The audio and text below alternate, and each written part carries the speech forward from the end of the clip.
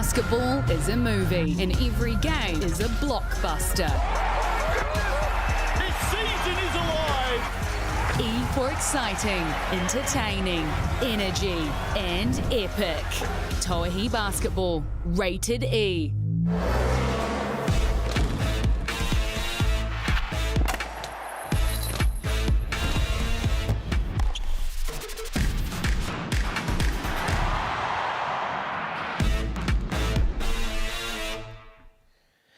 Tēnā koutou katoa e te whānau nau mai haere mai ki te tētai tōkero. Welcome into McKay Stadium in Whangarei, where the BBNZ Northern Kāhu will host the ANZCO Tokomanawa Queens. First up, we have the Sky Broadband Rapid League, and we are in the final round of the season, round 10, and this will be the final Rapid League game of the season. I'm Taylor Johnson, joining me, Casey Frank. Casey, what has been your thoughts on Rapid this year? It's just been fantastic to see the development of players again. And one of my favorite things this season has been watching the Kāhu absolutely dominate their competition. Coming into this round, 9-2, a chance to wrap it all up on their own. Even with that points percentage, they're most likely going to be crowned Rapid League champions today, unless there is a vast differential in this score sheet that we haven't seen up to this point of the year. Well, I'm sure those in Whangarei are looking forward to a good outing from the Northern Kāhu in this Rapid League game. Let's take a look at the starting five for the visitors, the Tokomanawa Queens. And I do love the strip that they're in. The two Hippolytes, Leach, Clark and Beckley. And anyone standing out for you? Well, Kāhu Hippolyte has really been playing well as of late, but Jacinta Beckley coming off a huge game where she was just absolutely unstoppable in the post. Going to be a tough test for her today up against Steph Bairstow, but one that I think she can win if the ball bounces in the right direction for her.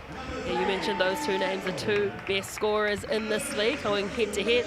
And starting team, Tauihi, Forster, Bairstow, Ledger-Walker, and Anderson. That's Crystal Ledger-Walker. No Tanika today for the BNZ Kāhu. And again, for you, who stands out? I mean, Crystal has been amazing all season. You can't go past her. Crystal's great. Steph Bairstow is, second in rebounds, first in scoring. But what I've really liked this year is Asia Anderson, the energy she brings. She is playing with a lot of physicality and a lot of aggressiveness out there on the court. She is valuing every minute she's out there on the Rapid League competition, and it's been a joy to watch. She's also got 14 steals as well in the Rapid League this year. I've loved watching her and just her getting so crafty and nifty on defense. And we'll take a look at the head-to-head as well. And you mentioned it, those two, the leading scorers. Yeah, leading scorers in their teams and the leading scorers in the competition. Both, of course, top 3 in rebounding as well. Lily Ratuno up there with 2.2 assists per game. Well, that's tops in the league as well. Second is Crystal Ledger-Walker, doesn't even make the list. But Aotearoa Leach is there at number 6 in the competition in assists. So what we see is two teams that can really push the scoring up.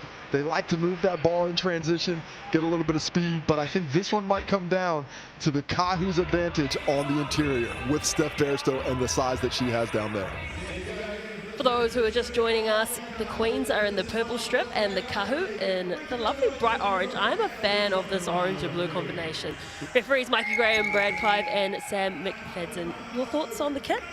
I'm a big fan of all the Rapid League kits, maybe with the exception of the Poakai, because I get a little dizzy when I look at that one for too long. But it's been a great addition to the league. I think I'd like to see more teams try those colorful combos like the Kāhu. It's just a lot of fun. Go out there, have it. But I got to say, the Queen strip for the main game, I like a little bit more than the Queen strip for the Rapid. I do love a mint moment. I like that. That's solid. Tip-off underway in the very last Sky Broadband Rapid League game of the year, and hitting the deck already are the Queens, and an early shot being shown there from Bairstow. It's away, so it will be an inbound to the Queens. Well, the Kāhu runs so much action with Steph Bairstow with those high post catches in the middle, the floor spread out. She's got the ability to catch and shoot or put it on the deck. That first shot she gets up quickly. Well, you can guarantee Jacinta Beckley is going to be closer to her next time, opening up that driving lane. And see if she doesn't take advantage next time down. Put them on notice early, didn't she, that she is always going to look to the rim as the Queens go. And I love the movement there. It's a little spin move, goes straight to the basket. Well, really done. Well done by Kāhu Hippolyte, who is really coming into her own. A young player, still developing, but the aggression she's showing in Rapid League is impressive. Chloe Forster tried to find an open lane, didn't get it, but did collect the foul, so she will take a trip to the Chemist Warehouse stripe. Well, speaking of aggression, Chloe Forrester showing a little bit of it there on that drive. And nice to see her embracing this opportunity. For much of the season, she's been starting for the Kāhu in the Tauihi. Her and Lily Rotuno have swapped roles now, but she's taken the opportunity to come back to the Rapid League and has used it to develop those aspects of her game. And where she really affects things is on the defensive end. Such a bulldog on that side of things, but has the ability to be a scorer as well. Wasn't successful with the second one, but they did get the offensive board, so the Kāhu back on offense. There she goes again, Forster. Oh, pop pass in to Besso, unselfishly gives it outside the perimeter, and that one was well and truly away. Good action there, but a fast break opportunity for the Queens in response.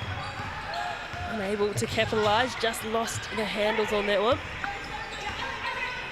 Looking to capitalize here. The Queens on that mistake. Able to do so. Besso with her long-ranging rims gets yet another rebound. You can see why she's one of the leaders in this league. Tauihi got close. Little step back coming in as well from Ledger Walker. Good ball movement from the Kāhu, just trying to find some space and banking down the three, and that's the result of moving that ball around. Asia Anderson active early, saw the offensive rebound previously, and this time catch and shoot, no hesitation, locked it in. In response, Tiana Clark couldn't find the same range. Tauihi gets the ball away to Ledger Walker. Dish that ball up to no one. She could see, yeah, she was trying to go into the key there, but unfortunately just pushed too much on it. A three attempt again from the Queens, unsuccessful. Like the look of that one. The quick release though goes wanting, and the Kāhu back in transition. This is where they get dangerous. They push the pace all 16 minutes, and eventually they just break it down. Oh, good footwork and acceleration off the mark, and Chloe Forsyth, we've seen two glimpses of it there, how she's just so quick to accelerate once she wants to go. With the hezzy, so impressive. Chloe Forrester coming down right here. We'll take another look at it. Hezzy, see you later. Put on the brakes, make a lurch at me, and I lurch right past you for the finish. So Tokomanawa Queens down by 4. Just halfway past the first quarter. Big block coming in there from Asia Anderson. Well, defensively, she's so active. You mentioned her aggressiveness earlier when we were speaking about her in pregame, but you know, she's got excellent timing on defensively going for steals, and as well as the shot blocking ability as she just showed us there. Kaiwai does really well, but unfortunately collects the bottom of the backboard. Pretty well defended by Bailey Flavel, who just checked in. They've been really good with their rotations as well, the BNZ Kāhu. Seen plenty of players take the court off balance shot. That's Steph Bairstow's shot, though. She loves the Dirk Nowitzki 1-foot fadeaway. Unfortunately, couldn't hit that one. The Queens still unsuccessful from outside the arc. That's a great rebound by Bairstow. I wouldn't mind seeing Flavel get a little bit more aggressive with the dribble there and put some pressure on the rim. But discretion always the better part of valor. Victor Walker gets it to Anderson. We've seen that plenty of times in this league. Good defense being shown on Anderson and rewarded for it too with the rebound as Beckley. We see fadeaways those last two possessions as Alina Paiwai gets in the key and sets up Aotearoa leads for the triple. But those post catches for the Kāhu, going to that fadeaway, that's a win for the Queens. They're undersized comparatively. The Kāhu go to the basket. I think they have a higher likelihood of success. Again, just trying to find some movement. Ledger Walker, so good with her ball handling.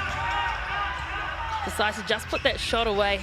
Kind of not her favorite shot there, but good follow through coming in from Anderson. A little tip off from Bairstow. Oh, excellent recognition by Bairstow. Can't get the ball, but she can get her hand on it. And Asia Anderson, her motor is running high right now. A lot of activity, and it's rewarded with the fortuitous bounce into her hand for the finish. Queens electing to go into the key this side, into the paint. Been doing a lot of shots from outside the perimeter, and this time doing the right thing, going in and collecting a foul, so they'll go to the Chemist Warehouse stripe. Well, that's the second time we've seen Paiwai get that matchup with Bailey Flavel and decide, I'm going to just try and take her into the post. I've got a few years on her. I'm going to use my strength and get down there. The first one, the first attempt was defended really well. This time around, Bailey Flavel gets her with her hand in the cookie jar, gets pinged for the whistle, and Paiwai hits the first from the Chemist Warehouse. I love that you say a few years on her when they're only like 2 years difference. But So that's it's still a few That's years. But it's just the amount of youngsters on the court right now and throughout the season has been incredible. That's how that 3 will almost win. Chloe Forster shot that one pretty nonchalantly, and the first quarter is in the books here in the Rapid League. An 8-4 advantage. The Queens creating good looks, but unable to hit them here in the first quarter. The stats come to you from Chemist Warehouse. Let me take you through them. The Tokomanawa Queens, just 1 for 8 from the field, shooting 12%, 0 for 4 from deep. The Kāhu, on the other hand, a little bit better, 3 for 9 from the field. But they've been able to get a lot of offensive rebounds back. They have an 8-5 rebound advantage and 2 assists on those 3 makes for the Kāhu, where the Queens haven't had an assist yet on the lone bucket. Steph Barstow leading scorer, or sorry, Asia Anderson leading scorer with 5 points. Steph Barstow leading rebounder with 5 rebounds in the first quarter. That is impressive in 4 minutes. Well, Asia Anderson, she's only averaging 6 points per game coming into this, so she's already there. Well, not today. Yeah, not today. Speaking of not today, I'm not going to go hungry, Taylor, because I have eyed up this deal all weekend long, and it's good until next Friday night. A $30 large Nona pizza. Use that online code or use the QR code right now. Send it right to your local store and pick yourself up a deal. What is a Nona pizza? It's cheese with basil. It's classic Italian. I should know that. I just got back from Italy. This kind of pizza doesn't exist in Italy. Yeah. This is New York style pizza, where the pizza is, I gotta say, I've been to Italy. I just got back from New York too. Yeah, well, now you're in bad shape. No excuses for you there. This is what you get for jet setting all over the place.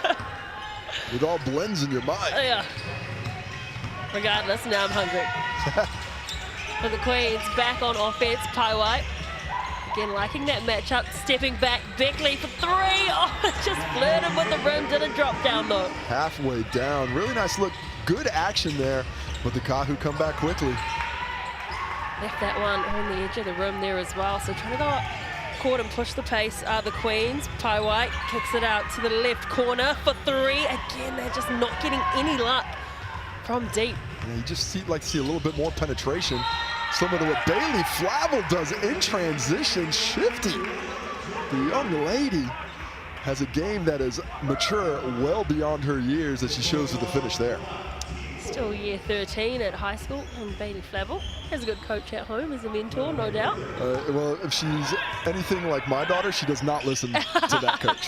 You're right, my dad coached me too. I never listened to him. I don't know. I did try doing a little coaching for my daughter Willow and her year 1 and year 2 teams, and the team did a great job listening, except for my daughter, who was always on her own tip, which is okay. I understand that. I wouldn't listen to me either. Tiana Clark kicks back onto the court. Ball in hand there. Paiwai's good pressure being applied there by Flavel. Paiwai steps to the left, and there is the first 3-pointer of the game for the Queens. Well, nice recognition. Steph Barstow is in the drops there. Takes a hand up. Paiwai with a really nice footwork to set up that step back 3. Drains it and puts the Queens right back in the ball game. Didn't give her any space to land. Kariana Hippolyte giving up a bit of size in that matchup. I don't think she wants to be matched up with Steph Barstow too often. Is there anyone that's matching her size on court though?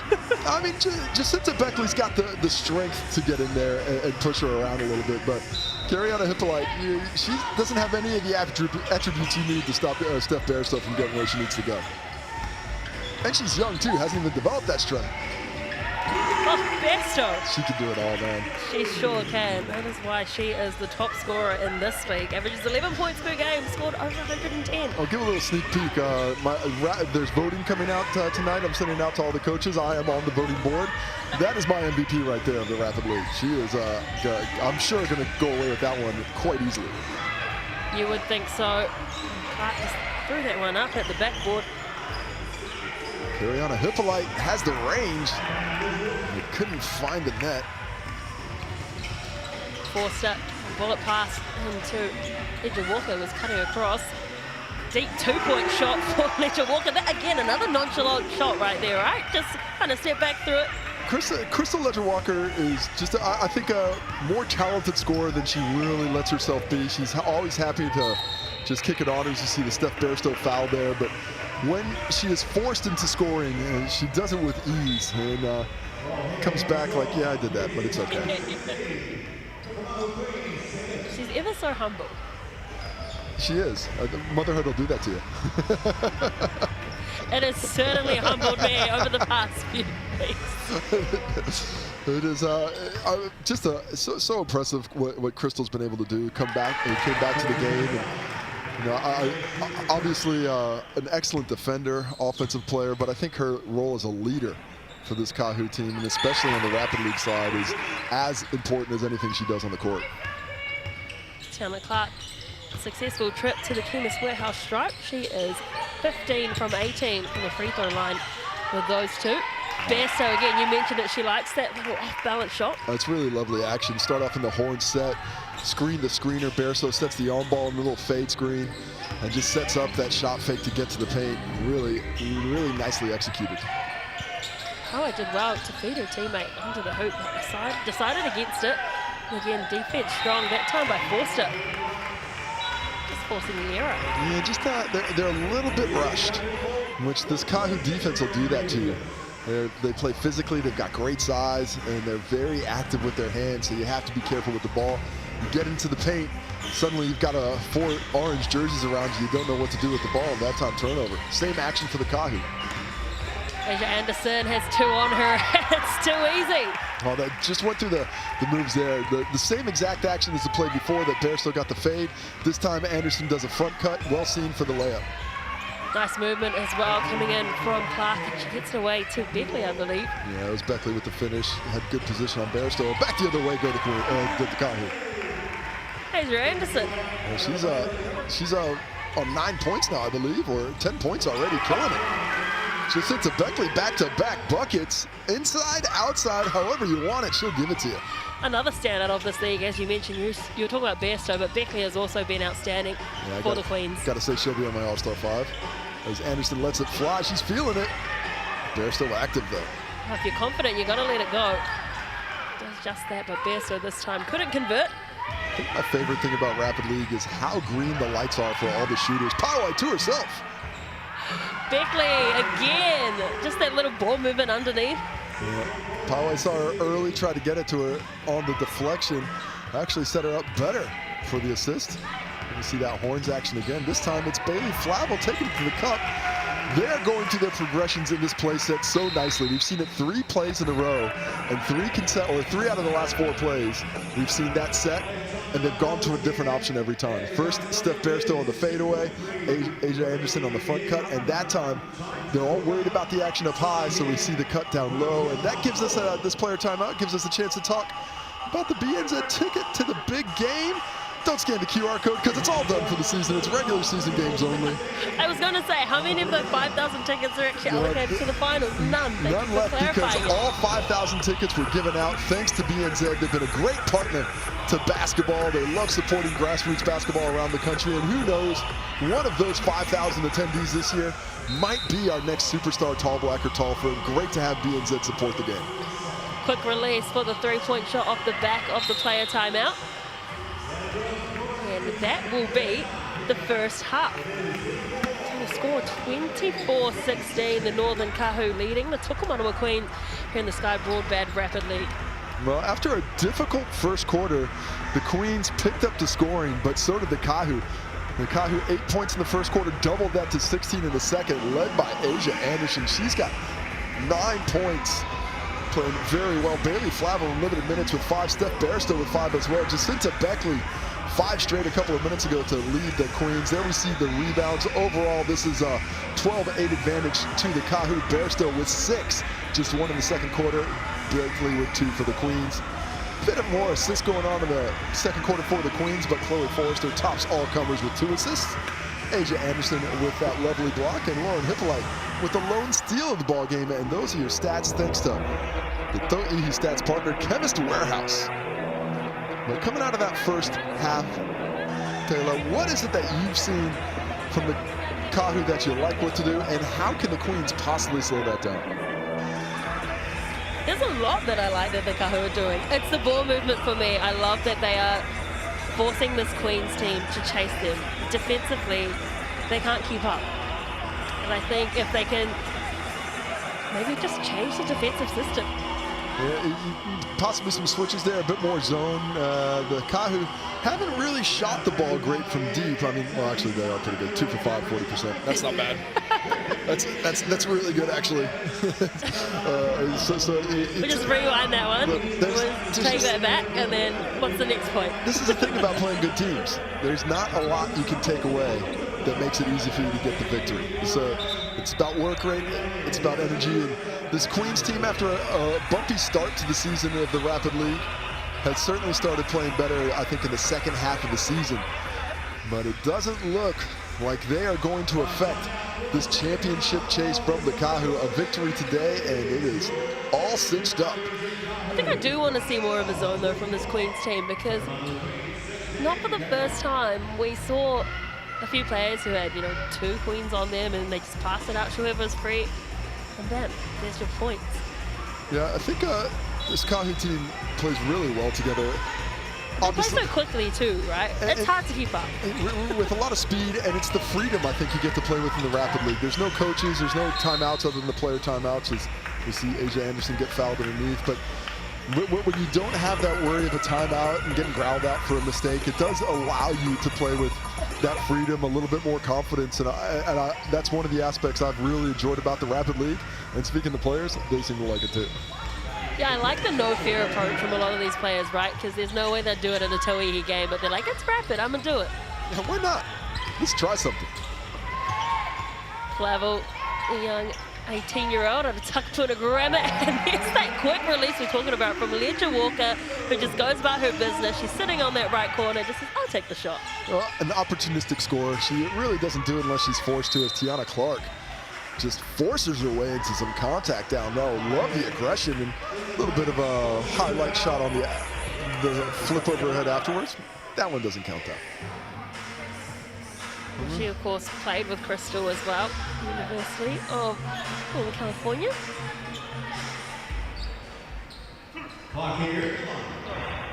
Trying to think of where Crystal was at Washington State for a bit. Yeah, 2017 to 2018. But I think she transferred Northern Colorado.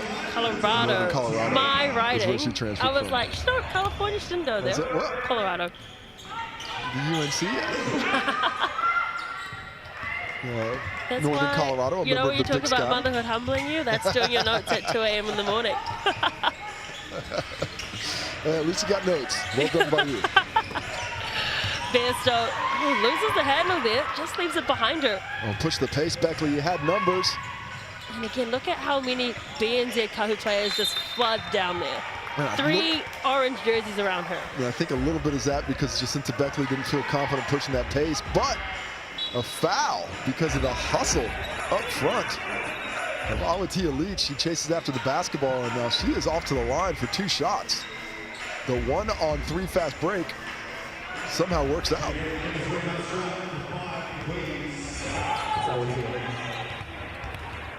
9 points down, 2 shots here. You can cut it back to 7. For the Queens, it's all about stringing stops together. If I'm them, I'm just about going to a box and one, keeping the ball out of Bairstow's hands and try and force somebody else to get it done. Even though Bairstow's not the leading scorer today, she's got all the gravity. That's everybody sort of floats to her, worried about what she's able to do on the offensive end. So if I'm the Queens, I'm going to be extra judicious, try to keep the ball away from her. Okay, so if the Kāhu do lose this in the Rapid League today, what happens? Well, it would have to be by a huge amount based on the score right now. They will still be the champions based on their points percentage, which right now they have 131 points percentage. And for everybody at home, what that means is they've scored essentially 31% more points than they've given up. So the second on the table right now is the Phi. They've had an excellent year, 9-3 overall record with a 122 points percentage.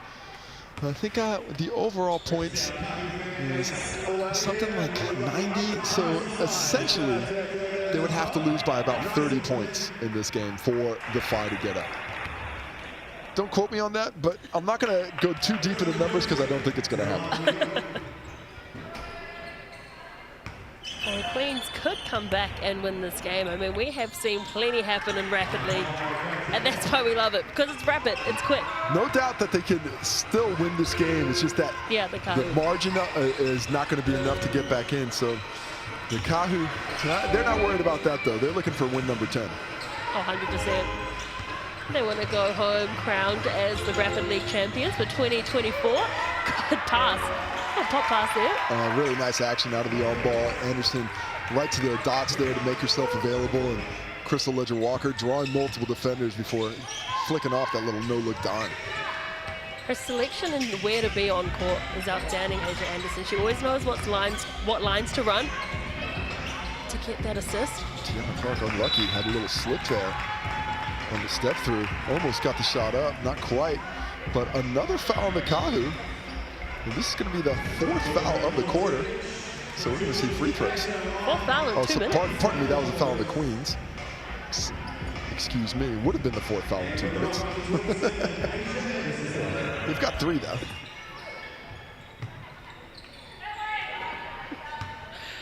So the Kāhu bring the ball up the court through 4-step. She's got Clark on her. She's going to go one-on-one. Didn't shy away from the battle, and well, Clark's going to win it there. Well, Forster found that contact in there. Certainly was some contact on the drive, but from my angle, it looked like Forster was the initiator. So I like the no whistle there. Ball to the Queens. We've seen a couple of opportunities here, the Queens, if they can start converting and sinking these shots, particularly from deep. It's Kai White. It's a bounce pass, a little quick release, mid-range jump shot, just leaves it short. Bairstow tidies up as she always does.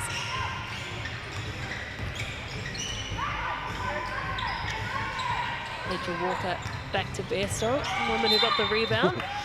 Mouse in the house. Steph Bairstow was looking to attack it, but a nice quick double comes down. A good foul there. Take away that advantage that Bairstow was about to exploit. Take another look at it. Pywai just does not. She's just along for the ride there. Hold on, see where we end up. Turns out it's the free throw line. What I like about Bairstow too is she is a big body but knows how to use it as well. She uses it to her advantage. She is not going to be pushed over. Yeah, you know, I'm quite surprised she hasn't gotten a bit more run in the Tauihi. You know, I think she's a pretty talented player who, but I guess it's a stuck forward position behind Amari Thomas and Panina Davidson, who, of course, Coach Jody Cameron would have a lot of confidence in, as we see the turnover by Paiwa. A nice defense by Bailey Flavel. Knows how to do it on both ends. Those two have had quite a good battle today. They've been going at it a little bit. A little bit. Bailey Flavel committed to University of Hawaii next year. Is that one public? That's good to hear. I had heard that a while ago, but I hadn't seen that it actually got released. But fantastic place. I think there's going to be a few Kiwis making the trek to the islands, and I don't know if I could go back to play college basketball again. Hawaii is a good place to go. I was going to say, if my child was in Hawaii, I have a feeling Jeff Flavel's going to make a couple trips over there. Occasionally, young guys or young girls would ask me about what the college experience, and what my #1 piece of advice to every college person who wants to play college in the States is go somewhere warm. That is it changes your whole life when you go to a warm climate and you get to be outside year-round, because nobody in New Zealand understands how cold it is in the Rust Belt. It is another level of cold that you will not enjoy. Oh. I know it snows a couple times here and everyone loses their minds, right? It's not that when it gets cold down there, but you still get the sun. It's just not like it. That's not the way it is in winter up in North America. The Queens still trailing now with an even bigger deficit. Great block coming in again. Excellent rotations. Excellent rotations defensively. A lot of activity in and out. All players were on a string there. You heard great communication as well. Just textbook zone defense. Well, great coaching too, because everyone knew where they had to be. No one was moving. Flavel. Well, I thought that was going to be a travel, but she ends up earning a trip to the Chemist Warehouse for 2. I mean, she's a gifted scorer. She understands how to get that ball in the bucket.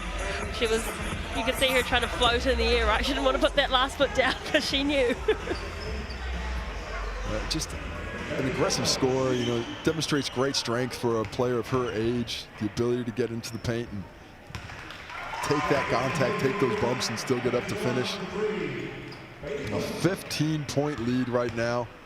That seems pretty insurmountable despite there being over a quarter left. Hang on to Tauihi, nice pass after the offensive rebound. But they've been good with their offensive boards in the Rapid League game. It helps when you've got people always crashing the door, and Ledger Walker was looking for another steal. And it can be so disheartening for a defense. You finally played great D, we gotta stop, and you can't complete it, you just run out. Beautiful pass, Tiana Clark hooking up just at the Beckett. Good vision, just threaded it through the arms of the Kāhu defenders. They go quickly again, pushing the pace and heavy collision. Into the rim. Well, if you're gonna stand on the tracks, you better watch out when that train comes through.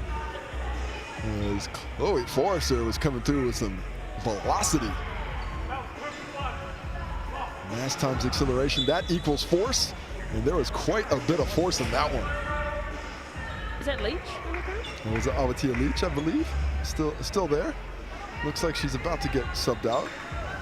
She played for the Kāhu last year. So. Well, this actually doesn't look great. She's taking a little bit of time there. Yeah. Little bit of a limp there. So she'll leave the court, unfortunately, for this game. And they call basketball a non-contact sport, but you sit down there at the bottom of the lane trying to take a charge. There's a wee bit of contact in there. Aotearoa Leach behind the bench now. Looks like possibly something in the lower leg.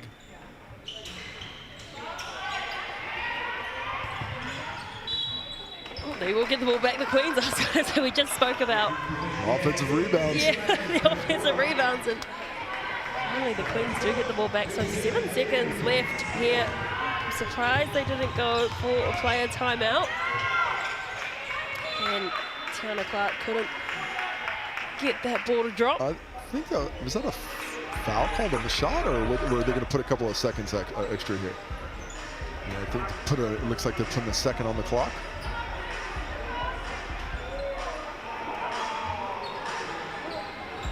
And it looks like the Queens will inbound this one. You're right, 1 second left on the clock. Just looking for a catch and shoot. Who are they going to give it to? They go all the way back. That's a hell of a shot if it can go through. Well and truly short. So 37-21. There is 1 quarter left of the Sky Broadband Rapid League in 2024. It looks like the Kāhu have this one wrapped up. They'll be wanting to, I guess, flex. You want to flex a little bit, right? You want to put up some awesome shots in the last quarter of the game and of the year. If you're going to go out there and play, you might as well score. 100%. That's good. That's where the fun is.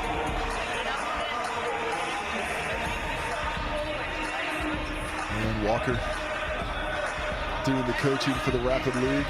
Vastly experienced coaching staff for the Kāhu.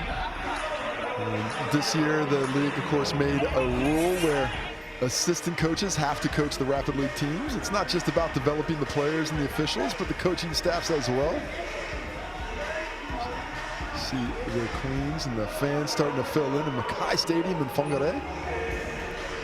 Fantastic to get basketball up in the country. The Northern Kāhu, of course, do represent Auckland all the way up to the far north, so it's always great when they can get up there, interact with the fans, spend a bit of time. I believe they've had a clinic up there this week as well. Great to get the top women's professional basketball players in New Zealand, everywhere in the country, to inspire that next generation of Kiwi hooper.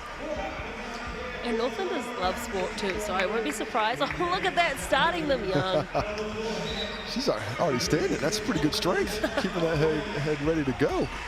And a ton of Kiwi basketball players, a lot of the foundation of basketball in this country comes from the far north. You know, of course, the Cameron family. You know, Judd Flavel was up there as well. Bailey Flavel's now based out of Auckland, but it all leads back up north. The naughty north. And the Winterless north as well. Having played for Northland and another code, definitely has a soft spot in my heart. Says, get that shot out of here. Well, Besto is 1 rebound away from reaching 10 and only 3 points. I mean, could we see a double-double in the Rapid League? Oh, Legend splash Walker. that. Splash that. She will always knock that one down left wide open like that. Just Couple playing with her threes food. today for Legend Walker today, actually.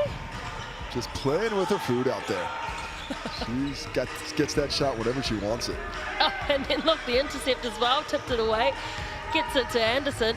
40 points. I think we're getting pretty close to clocking up the top rapid league score ever here. They can keep it going. Well, Tauihi helped herself to another steal, but couldn't quite capitalize on that turnover. Oh, beautiful basketball. Anderson was a little bit clumsy there, and she does finish. Well, she was clumsy until she took Tiana Clark out of the court. That steadied her gait and then steadied the finish as they doubled up the Queens, 42-21. Clark pulled up for the mid-range jump shot, couldn't quite get there. Flavel goes quick. Oh, that's a tough shot. I thought it looked like she was thinking pass the entire time and kind of in between her steps there, but still able to kiss it off the glass for two. You could see her looking for Anderson as well for that pass. Decided to go on her own. 44-21. That score has certainly blown out. Yeah, been able to just keep that pressure up. And they've been putting that pressure on in transition, especially. And the Queens have not been able to hold back the front tide as Tiana Clark gets a little get back with two. They just found some space. You saw that there was three players just there on the baseline. Found it in between and capitalized. Bairstow. There's that fadeaway. Loves the fadeaway, as you mentioned. And it is smooth as butter. That is just tough. I mean, a beautiful shot. Just really evident of the skill set that she possesses out there. Makes it look so easy at times. Take another look at it. Mouse in the house, I'll still go to the fadeaway. No way you can get that. You're not even in my no-fly zone. I don't even have to worry about the defense with the shot like that. And another block coming in from Bairstow. She is having a game to end the season. I think she's going to earn your MVP vote. No, she already has, but she's going to get it anyway with games like this. And just hit to Beckley to get that shot out of there. Doesn't hit the fadeaway that time, though. Almost does. Just ricocheted off. And another block coming in from the Kāhu. They're having a block party at the moment. And it is leading to the races on the other end. Chloe Forrester this time gets the finish. We're about to clock 50. We're 48 points in the Sky Broadband Rapid League. Casey, go find out what the record is. I'm trying to remember. I think 50 will top it, but hopefully Mike Lacey is listening, can help me out here. They go for another three-point attempt, the Queens, and Beckley is well and truly off the mark for that one. A minute and 11 seconds left. Asia Anderson took a bit of a tumble beforehand. We hope she's okay. Yeah, she's been out for quite a bit of time now. Take a look. The team high for points this year was 43. 3 times had tied it. So we are above the season high for points in a game. Oh, well, Asia Anderson certainly recovered from that one, and she's got 15 points. And I think the 50-piece is an all-time Rapid League record. I'm not 100% positive, but I believe the previous record was 48, and that certainly tops that. And what a way to take the Rapid League crown for 2024, right? To end on a record-breaking score. And we've still got a minute left. That is the way to prove that you're at the top. And of course, Asia Anderson, if she can get another 4 points, she'll have the single season's high score as well. Right now sits with Kariana Hippolyte with 18, had a few weeks ago with some hot shooting. Jacinta Beckley and Ashley Strawbridge have also hit the 16-point mark in games this season. So Asia Anderson is right there on the precipice of that one. Well, I think Jacinta Beckley hit 19 versus the pole fight. This week, you are correct. And these stats were at the beginning of the round. Hey, but you do your homework. We know you do all our homework for us. We all just read Casey's corner. The double headers always get me. They get everyone as the Kāhu close down the last minute of the season. They want 52. Hit another one. Good Trey vision. balls. She pulls the trigger. That one just falls short. The Queens, they still want to finish this game with some pride. I know they're down 25, but the Queens aren't playing badly. No. This just is a testament to the class of the Kāhu. Big heaving pass to That was Bairstow. awesome. That was a Hail Mary, that's for sure. They're going for it. They're going for the buckets. They're trying to set a record that no one's going to be able to top. Well, Bairstow just needed that. Well, she needs one more point to have a double-double in the Rapid League game. I mean, just impressive. To get that kind of production in 16 minutes. And she's been on the bench a bit, too. Yeah, she hasn't played the full game. But it just goes to show the depth of this Kāhu team. Yeah, they certainly have a lot of options. Kāhu kind of slowing it down. No, yeah, they're going for another shot now. Oh, illegal screen on Asia Anderson. Had the forearms up. His official Brad Clive. Well, plenty of these ladies as well will back it up and play some pretty decent minutes in the Tauihi game, you'd think, as well, for the Kāhu. There's certainly Crystal Ledger-Walker gets a lot of time. Outside of that, Chloe Forrester has been a mainstay in the lineup as we see a foul by Asia Anderson. They are staying aggressive, aren't they? 7 seconds left, up 25. Never fold. Never fold is their mentality right now. I can get one more bucket. I can get 17. That's what Asia Anderson's thinking. Well, she tried to go for the intercept there. 3-ball, looks good. Got her own rebound. A second left to go. The release is too late. Almost went in. And that is the end of the Sky Broadband Rapid League for 2024. Congratulations to the Northern Kāhu, who take the win today, 50 points to 25, but also take the crown for the season. Rapid League champions for 2024. They do it in style, setting the high mark for scoring for the season and Tauihi competition last year. What a testament to the fantastic season they've had as Chemist Warehouse takes us through the stats, starting with the points. Asia Anderson, 15, Steph Bairstow, 9, Crystal Ledger-Walker, 8. Look at that, just scoring up a storm. Jacinta Beckley and Elena Paiwai, the tops for the Queens. On the rebounds, Bairstow, 10 boards.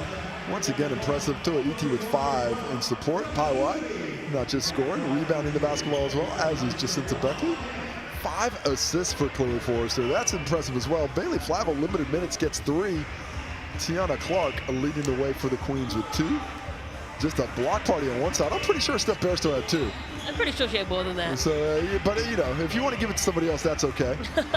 Steals. There we see a few more for the Queens. They got active defensively, and I mentioned it a couple times. It's not that they played badly. They just ran into a buzzsaw, and sometimes there's nothing you can do about the competition. Well, that is all she wrote on the Sky Broadband Rapid League for 2024. Congratulations to the BNZ Northern Kāhu, but they'll be wanting to go one more. They'll be wanting to win the Tauihi League as well. We will find out just where the Northern Kāhu will finish. Will they finish top?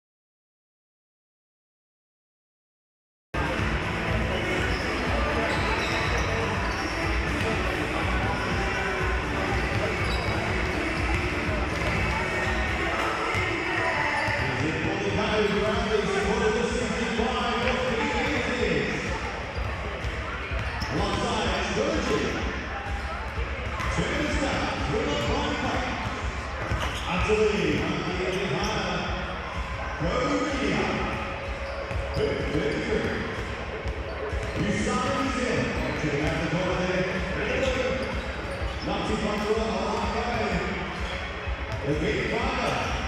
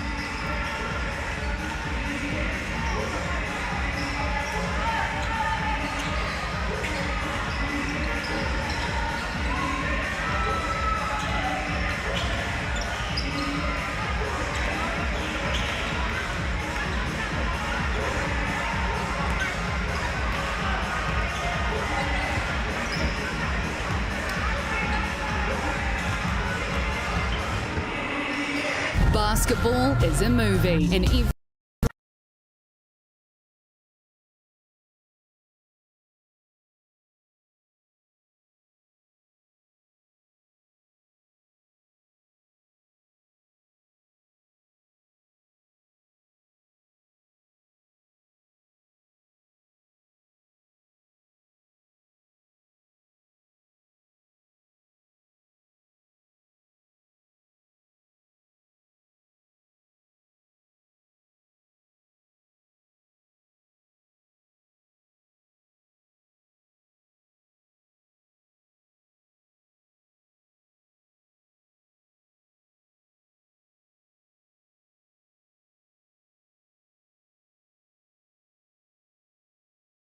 basketball is a movie, and every game is a blockbuster.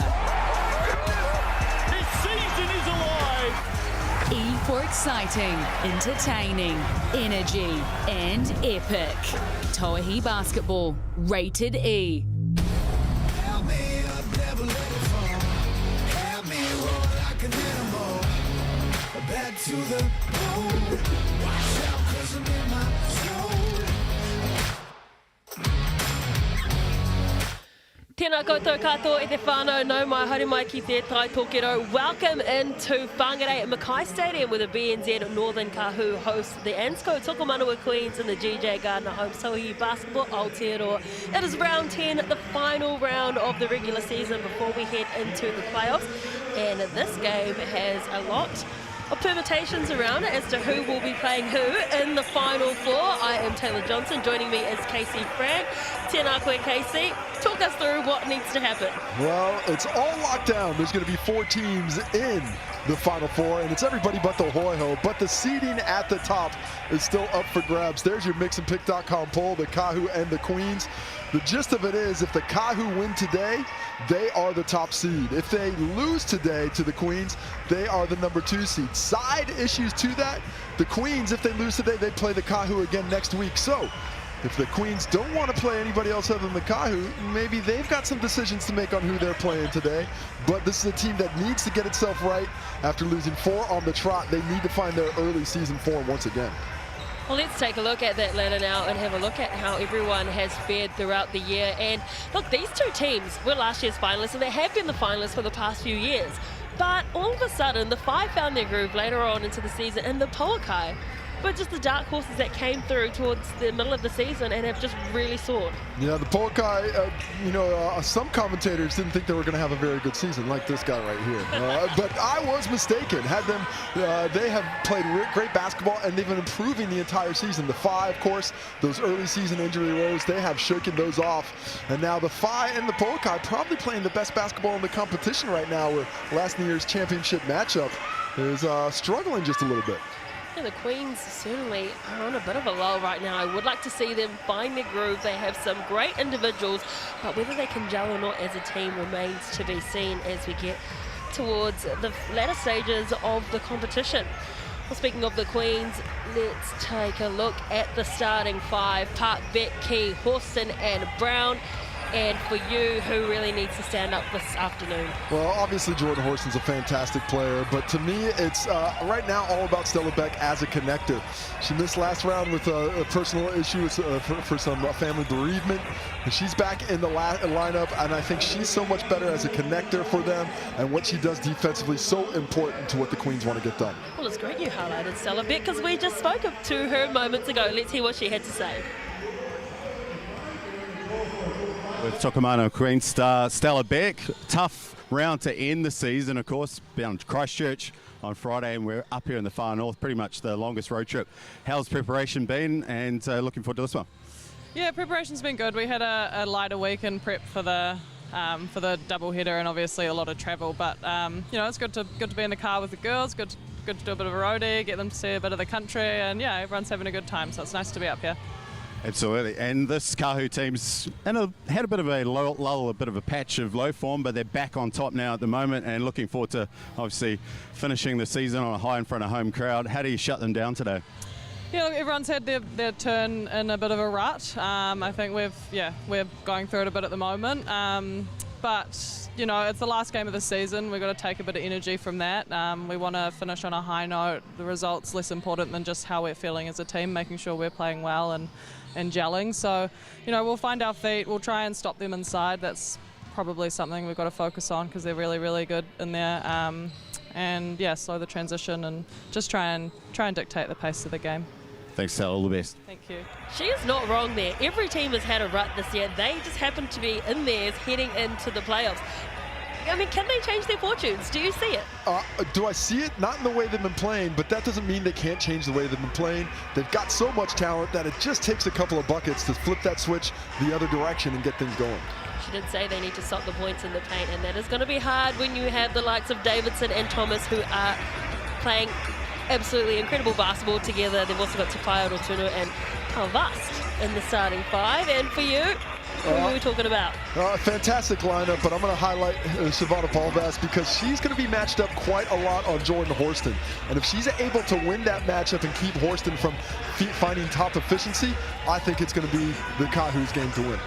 Well, let's hear Miss Palvas' thoughts ahead of this game. We spoke to her just moments ago. BBNZ Kāhu superstar Chevy Palvas is with us, heading into a big game up here in Whangarei. Looking forward to this one.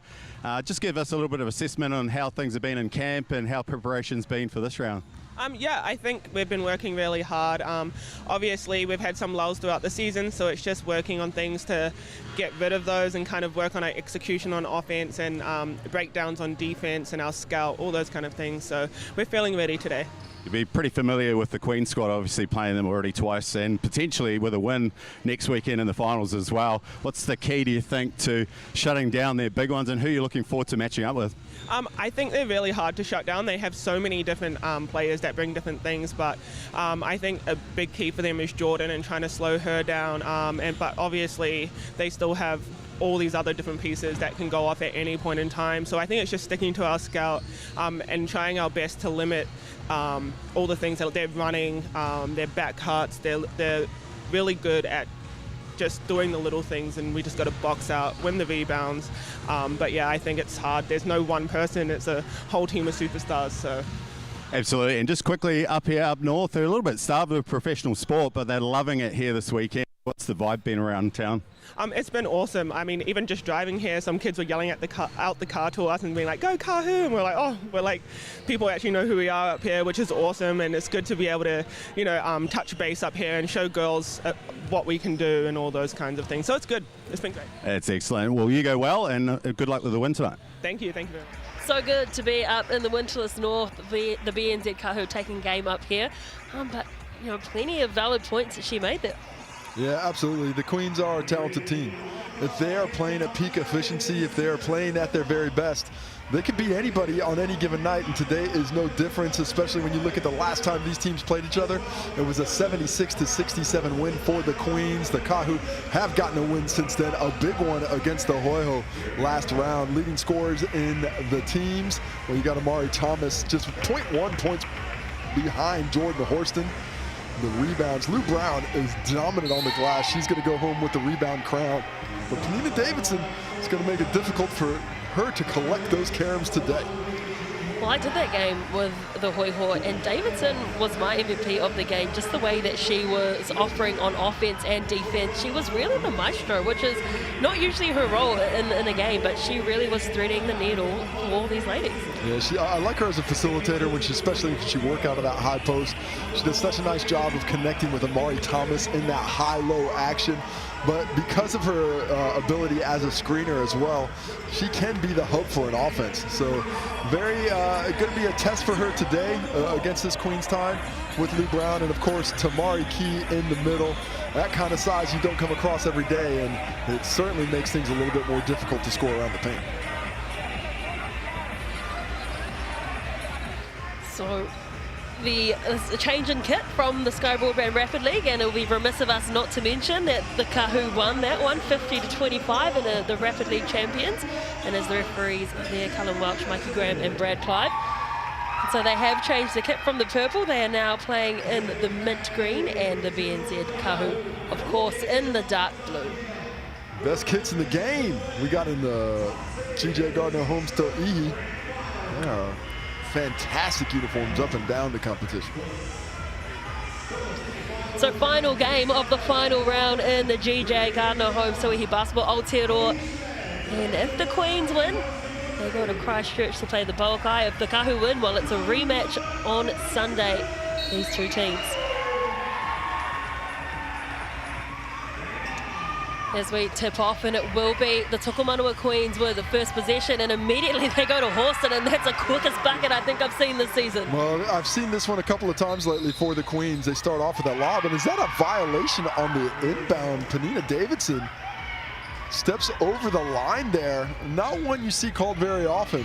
Mikey Graham not letting anything go early on in the game. 12 seconds in, and we got a call. And that is exactly the type of start the Kāhu didn't want. Sloppy defensively, allowing Horston to get that catch and finish, and then a turnover that was completely unforced.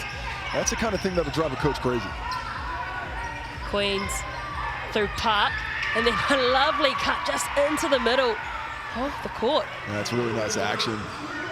As we see a nice pass, that curl up high, allowing a little bit of space for the finish for Lou Brown. 30 seconds in, and they're now 4-0. BNZ Kāhu. Queens out here in a zone defense. Haven't seen a ton of that against the Kāhu because they do shoot the ball well. And they probably are just trying something different. Noticing what the Hoiho did. The Hoiho didn't put in a zone against the Kāhu. But look at that, Palvas. Too good. Palvas gets it on the kick out. Lily Ratuno, shortest player on the court, grabs that offensive rebound. So, and that's the kind of thing I mentioned, driving a coach crazy. Well, that's going to drive Tanya Tutu crazy. How about somebody box out the shortest girl on the court? Oh, and that's just tough stuff coming in from Davidson, getting the steal there. Just so slow to come towards the board there was Tamari Keat. Well, it's not just about coming towards the ball. It's about using your body to hold off that defender. You have to cut into the defender, essentially post them up at the three-point line. She didn't get that action, so it made it an easy steal. But her size, I think, had a lot to do with that turnover on the other end. Horston, the most prolific scorer in the league at the moment, unselfishly gives it away, but it's a block coming in from Davidson. So already she has got in the head of Tamari Keat. Well timed by Davidson to be able to recover from the weak side and still get in there for the block shot. Oh, great hands and just tough. Well, it wasn't a finish there, almost got there. Had two defenders on her. They knew how to double team her, that's for sure. Brown. That one just ricochets off the rim, but I like the look. Yeah, wide open, you got to take that one. But that's a shot that, if it drops, might change the confidence meter for Lou Brown going forward. We'll see if she's still got a quick trigger the next time she's that wide open. Lovely look. Rotuno, as you said, the smallest person on the court, cuts the baseline. Well, that's just bad defense there. Somebody should be in the middle there. They're setting up to come off a drag screen for a catch on the baseline, but it's so wide open, they had to pass it to her down low. Horston looks left, goes to the right. Just couldn't get that one to drop. Tauihi bringing the ball up court again, another great scorer in this league. And she doesn't mind a quick release. That time Jordan Horston basically recovers in enough time, but Jordan Horston out here doing her hair. Ends up in a turnover. Stella Beck goes low to Tamari Key. Trying to tell official Brad Clive to police the action, but he's having none of it. Well, I like the way Panita Davidson plays. She plays tough, and she, again, is really solid under that rim. As Tauihi, oh, good stop there by Stella Beck. Jump ball called. Really well defended. Stella Beck doesn't like the jump ball. Doesn't think it was caught in the hand for long enough, but that jump ball means that it will stay with the Kāhu. Just 12 seconds left on the shot clock. Quite fast-paced this game, hasn't it, in the first couple of minutes? Well, these are two teams that like to push it. At times, the Kāhu can slow it down a little bit. They are one of the better defending teams in the league because of that pace, but the Queens love to push it. How about Panita Davidson in the post? If you're going to foul hard, and that is not what Key did. Well, I mean, it's such a deep catch. If you haven't bodied up Panita Davidson before the catch, by the time she gets it there, it's basically game over. You look at that one right there on the block. Good action to get it to her, and then she goes back to the left hand. Does a really nice job of attacking the body to Tamari Key, because if you give her that separation, she's going to be able to block that shot. But if you go at the body, it limits her ability to leap and get those arms extended. And because of it, the old-fashioned three-point play puts the Kāhu up by 3. Well, the Kāhu have gone 7-0 on a run. The Queens got the first 4 points and haven't been able to score since Key under the rim, and again, can't score, but will get the whistle, so the first trip to the Chemist Warehouse. How about that matchup? Key being guarded by Rotuno underneath. I mean, that is certainly not the matchup that the Kāhu liked, but she was able to get in there and enough contact to encourage the miss, but too much contact to avoid the whistle. As Key misses the first from the Chemist Warehouse strike. I love the confidence there from Rotuno. She didn't care. She is a confident player, no doubt about that. I've really appreciated watching her play this year. She actually checks out now for Chloe Forrester, but Rotuno has been a little spark plug for this Kāhu team. Great energy, and I think Chloe Forrester cut from the same mold, but really just a player with better size. Thomas looking for Davidson, gets it into Thomas. Good hustle being shown there from Pat. And really well done by Lou Brown defensively to body up Amari Thomas and make that a tough catch. Amari Thomas had great position, but Lou Brown doesn't give up on it, so she's able to get that tip and knock it out of bounds. Looking for an option, finds Davidson. Takes her time, decides to go right, then under the Oh, that's a tough finish. It might have been a push. Panita Davidson thought contact, but Key, I think, gets credit for the miss there. Oh, geez. Would have been a foul, I think, had she not caught it out of bounds. But the second she landed on the out-of-bounds line, the play's over. So afterwards, there was certainly a little bit of an extracurricular activity. But that is not whistled. Oh, sorry, we take another look at it. Park out of bounds, and Amari Thomas says stay there. Didn't try and lift her up. Okay, goodbye. You know what? I'm a big fan of not helping up the opposition. Okay. You go ahead and stay there on the ground. I don't think I can count how many times you did that. Yeah, I'm not. You know what I used to do quite often though? Was the fake. A massive three-point shot there for the Kāhu. Talia Tauihi doing what she does best, letting it fly from deep. The Kāhu now doubling up the Queens early in this one. She's 47% from three-point. That is her 33rd three this year. Ooh, that's a tough move by Horston.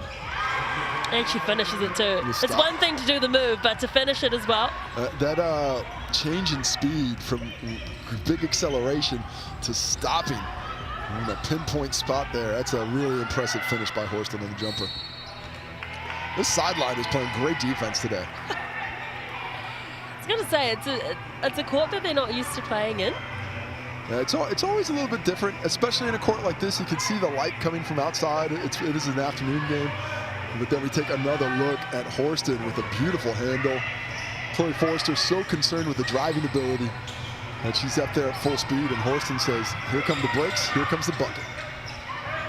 The Queens through Horston again. There's that footwork is impeccable. Is that another foul on Penina Davidson? It is going to be the second foul on Penina Davidson. And I like what the Queens are doing. If the Kāhu are going to try and guard Jordan Horston with Chloe Forrester, they're saying, well, we're going to go to the paint, we're going to attack her. Horston has just such a size advantage. And I don't, it's not that Chloe Forrester can't defend bigger players, but you're talking about a player who's taller, more athletic, and can do it in the post, do it on the perimeter with that ball in hand. A very difficult defensive assignment for anyone in this competition. And how good, too, that the people of Whangarei are able to see someone of her calibre playing in their courts up in Te Tai Tokerau. Of course, in the WNBA is Horston. Okay, well, she was in two minds there about who to get the pass to. Eventually, they fire the shot from the left-hand corner. No bucket there, but that's great offense. They read it really well. We saw the great reversal pass from Talia Tupaia. You can execute all you want, but sometimes you just don't get the bucket even if it did what you wanted it to. Florencia Chagas onto the floor for the Tokomanawa Queens. Thomas really giving Brown a hard time. Yeah, I thought that might have been a legal contact there, but it goes unwhistled. Well, she'll finish down the other end. She gets the stop, and then she goes all the way down there and finishes.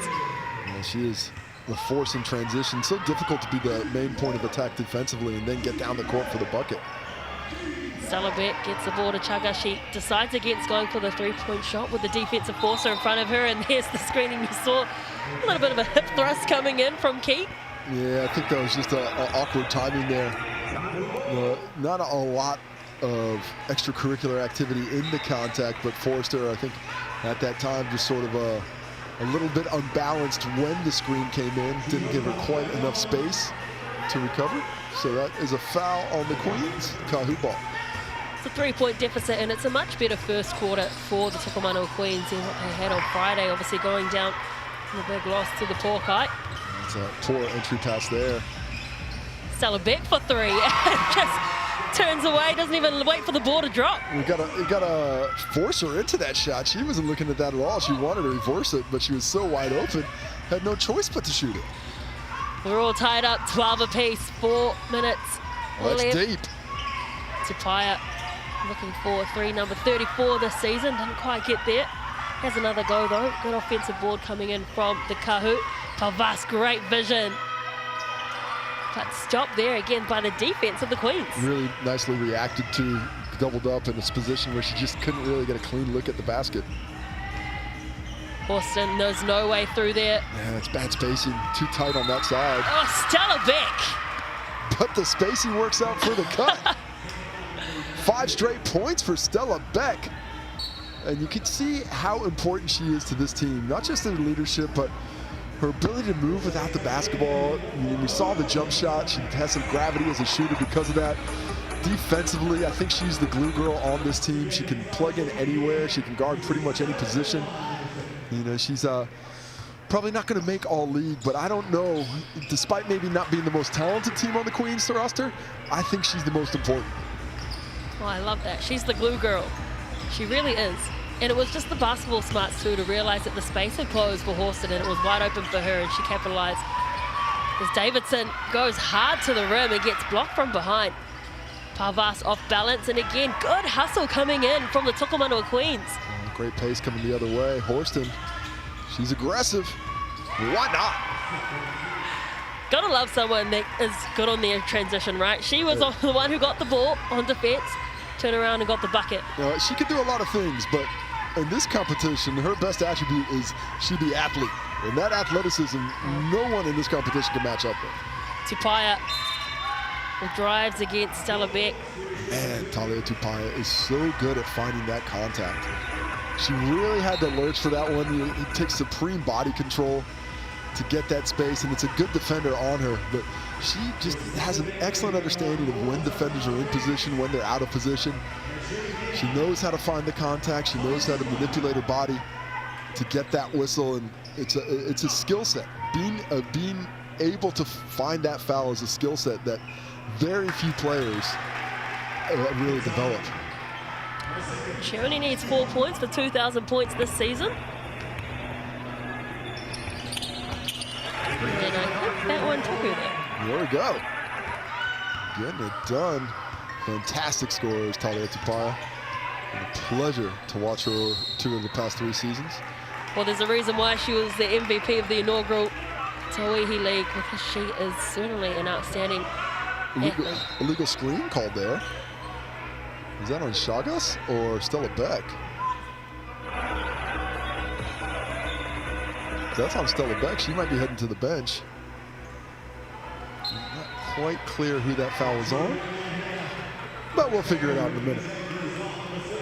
Take another look at it. The shot, Stella Beck had the ball in hand, so it can't be Stella Beck. Either way, back to the action we go. Either way, the Kāhu have the ball, and they trail by 3 points, and I don't think any of us would have thought this. Yes, we're very early onto the game, but the Queens are actually starting to play like a team. Well, first and foremost, this is the best energy we've seen from them in some time. And Jordan Horston, she's showboating out there in the middle of the day. No, what she's doing is she's giving a little tease to Talia Tupaia, who's trying to, like I just said, find that contact, bait the whistle. And she's calling her out on it. This, right now, legitimately is the best I've seen the Queens play in a few weeks. They're engaged defensively, playing with great pace on the offensive end. Seems like they may have awakened from their slumber. Well, Park back onto the court as well. Trying to attack the rim. The good defense there on her. And Mullings.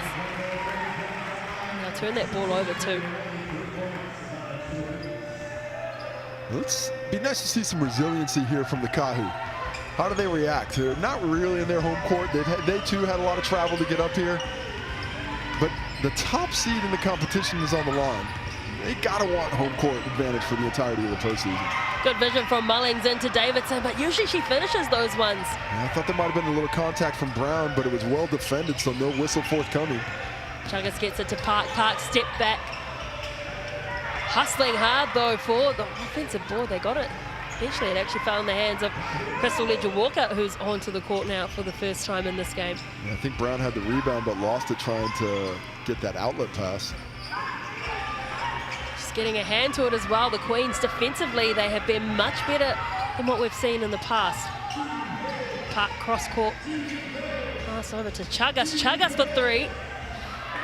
Yeah, deep ball. It's been a little bit unkind for both squads. Not finding that range just yet. Yeah, both teams only with 1 3-pointer in this game apiece. Mullings, another great athlete, onto the court. See plenty of those, and almost with the pick and roll. Well, that's really not a lot of space on that angle that Talia Tupaia fired that basketball into. It just about found the target, but a bit of contact on the foul. And this is going to be the 5th personal foul on the Queens. So that means trips to the Chemist Warehouse for the final minute of the quarter. I think it hasn't really been overly physical. No, it's the physicality in this game, I think, is coming on away from the basketball. Not a lot of physicality on the ball just yet, but as this game goes forward, I think we're going to see that physicality lift just a bit. I mean, these are two teams that are very familiar with one another, and you know what they say about familiarity. Well, there's no love lost between them, right? They've both won a piece in the championship. And, well, in order to meet each other in the final again, the Queens will need to win this game. And again, just a little, but pushed the pass a little bit too much. Thomas had 2 defenders on her. She wasn't going to get there. It's a tough angle. You know, Amari Thomas works so hard on those initial post-ups. I'm a big fan of what the Kāhu normally do is fake it in the interior from the wing and then kick it up high for the high-low. Haven't seen a lot of that so far today. Less than a minute left in the first quarter. of this game. Looked like friendly fire there. Not to be, there is a foul. Yeah, I think that's on Megan Mullins there, who was chasing it as well. Looked like it might have been a little bit of Horston contact at the same time, but that is not the way the coin officiating crew saw it. So foul on the Kāhu. They'll take a trip to the Chemist Warehouse stripe. No, they won't, sorry. They're not in the boats. Here goes Chagas. Oh, she left that one just on the rim. And then a foul with the... That's a tough foul. Yeah, coming in for that rebound. And now that's going to be free throws. Lou Brown does not think that was contact there. But the unfortunate thing is, if it looks like a foul and you come in hard and the ball's lost, it's quite often it just goes against you. It's perception. And unfortunately, that foul 90 feet away from the basket will send Forrester straight to the Chemist Warehouse stripe. She is the #1 rebounder in the league. Unfortunately, just didn't get her timing right in that one.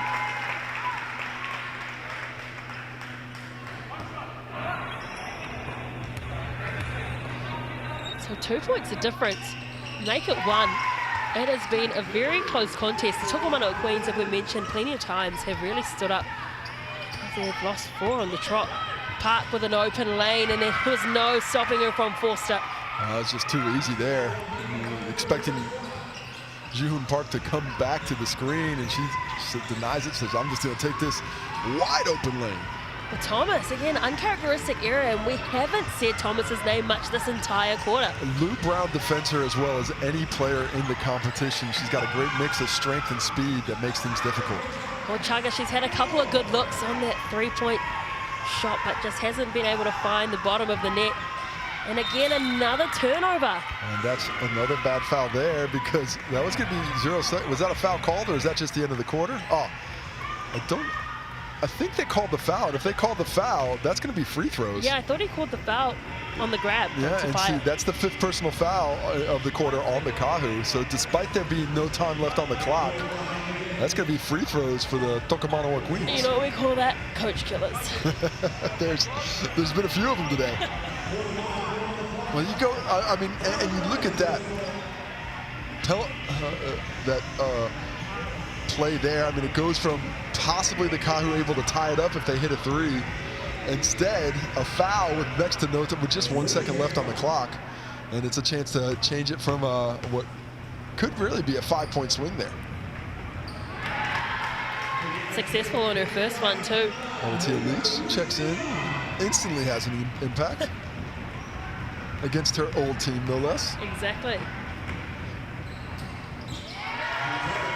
Played 11 games for them last year. They've got one opportunity here. And not enough time to get any shot away. So 21 points to 16. The Tokomanawa Queens with a 5-point lead over the BNZ Northern Kāhu.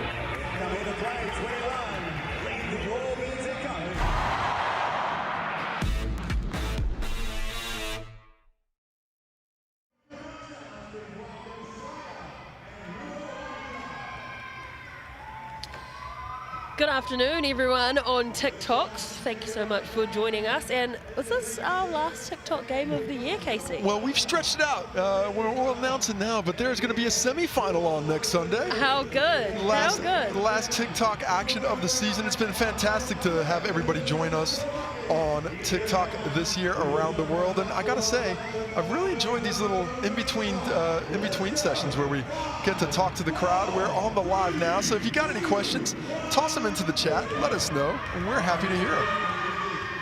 Right now, it doesn't seem like a lot of activity in the chat, so let's talk about what we've seen and what we like about this game. I'll be honest, my favorite thing about it is it's up in Whangarei. Well, my favorite thing is that the Queens are finally starting to play well, because I love when a team starts to gel, because they have been in a rut. They've collected 4 L's in a row. But now, I mean, this could make things very interesting heading into the Final Four. Yeah, absolutely, no doubt about it. The Queens have come in and they're playing very good basketball. It looks like they've finally rediscovered themselves. I mean, before the year started, we thought this team was going to be such a powerhouse, nobody would touch them. That hasn't been the case, but that does not mean they can't find their form late and still make that a reality in the postseason. Well, we'll chat to you soon, TikTok, in the next quarter at halftime. No mai hoki mā, welcome back to Whangarei, where the BNZ Northern Kāhu hosts the ANZCO Tokomanawa Queens, and the first quarter has just happened, and 21 points to 16. That is the score. The Queens, the visitors, with the lead, and after being 4 losses on the trot, they have finally found some form. And talk us through some of the stats, Casey Frank. Well, they're doing it with defense right now. They've held the Kāhu to just 33% shooting, 5 out of 15 shots, despite the Kāhu getting some rebounds there. That baby was putting in work. He was working during the Rapid League game, but now a little bit sleepy. Maybe she needs a nana pizza. That'll wake anyone up. That is exactly. A nana pizza. That's baby food. At least it was for me growing up in New York. Hey, I'm not judging. I'll give my son pizza. Use that code LAYUP2024 online, or use the QR code to go straight to your local. As we see a travel on Stella Beck.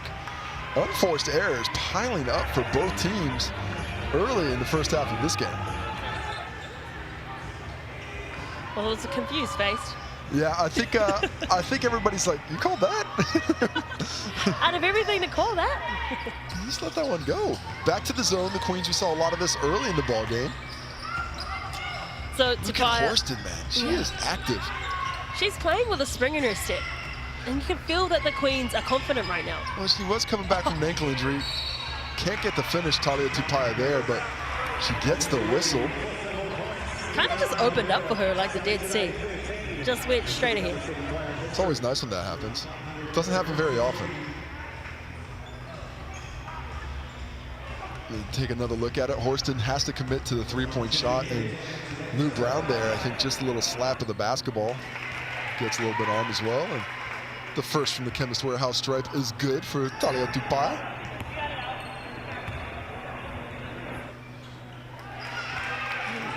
Point there as well for Tupai. So they start the scoring occasion in the second quarter after a travel call of all things against the Queens. Again, another coach killer. And that one, Horston. Defense being applied to her. Park. Interesting, Crystal Ledger-Walker matching up with Horston now. Oh, wow. Look at that bounce. That is, wow, that looked like it was going to go anywhere but in the bucket, and somehow found its way in. That ball might be lopsided now. Oh, they have had not a lot of success outside the perimeter. In fact, they've only had one, so I think that makes it 2. That is there now 2 for 5 as Ji-Hoon Park just hit that one in the perfect spot to let it come back in and drop. There's one thing I've always been a proponent of. It is much better to be lucky than good. Yeah. Obviously a member of the South Korean national team. Good to have quite a few internationals in different areas playing for the Tauihi League. Thomas has been quiet in this game. Ledger Walker. Oh, nice cross, creating that space, but tough to get a finish over the lengthy key. So another good stop here for the Queens. If Park can go back to back. Gets that pass away instead. Horston Brown likes this matchup against Forrester. Well, that was a very haphazard pass in. Takeshi does Nice very drive. well, and that's really tough from her. She just tells Megan Mullins to get out of here. This is my paint. Toss them bows out. Well, Horston could have obviously got a bit more height on that pass too. She was made to work for that. If she puts it higher, I'm not even sure Tamari Key might have been able to get it. Nice to see some Kāhu fans in the crowd. And some nice tees. Great to see the Whangarei locals come out and support basketball at its highest peak for women in New Zealand. Oh, beautiful move by Mullings, Mullins. yes, great move. Just got underneath that right foot step. I thought that might have been a foul on Ji-Hoon Park on the finish, but Megan Mullins shows the stick-to-itiveness after a really nice step through. There's that word that I love. It's a real word. Look it up in the dictionary. Oh, and that's just a foul there from Ledger Walker. She throws her head back. Yeah, two-handsy. Close the space well, but two hands when the ball handler is about to put it on the floor. Will always get that whistle blown. But if I'm the Queens right now, I'm going back to Horston. I like this matchup that she has against Chloe Forrester. Forrester's got good speed, just doesn't have, I think, the size to affect Horston as much as she'd like. Oh, hustle there from young Lily Ratuna, the 20-year-old out of the Gold Coast. Was that a foul on Ratuna eventually? Oh, I love Lily Ratuna as a defender. She's given up a lot of size, but her work rate is as high as anyone's in the competition.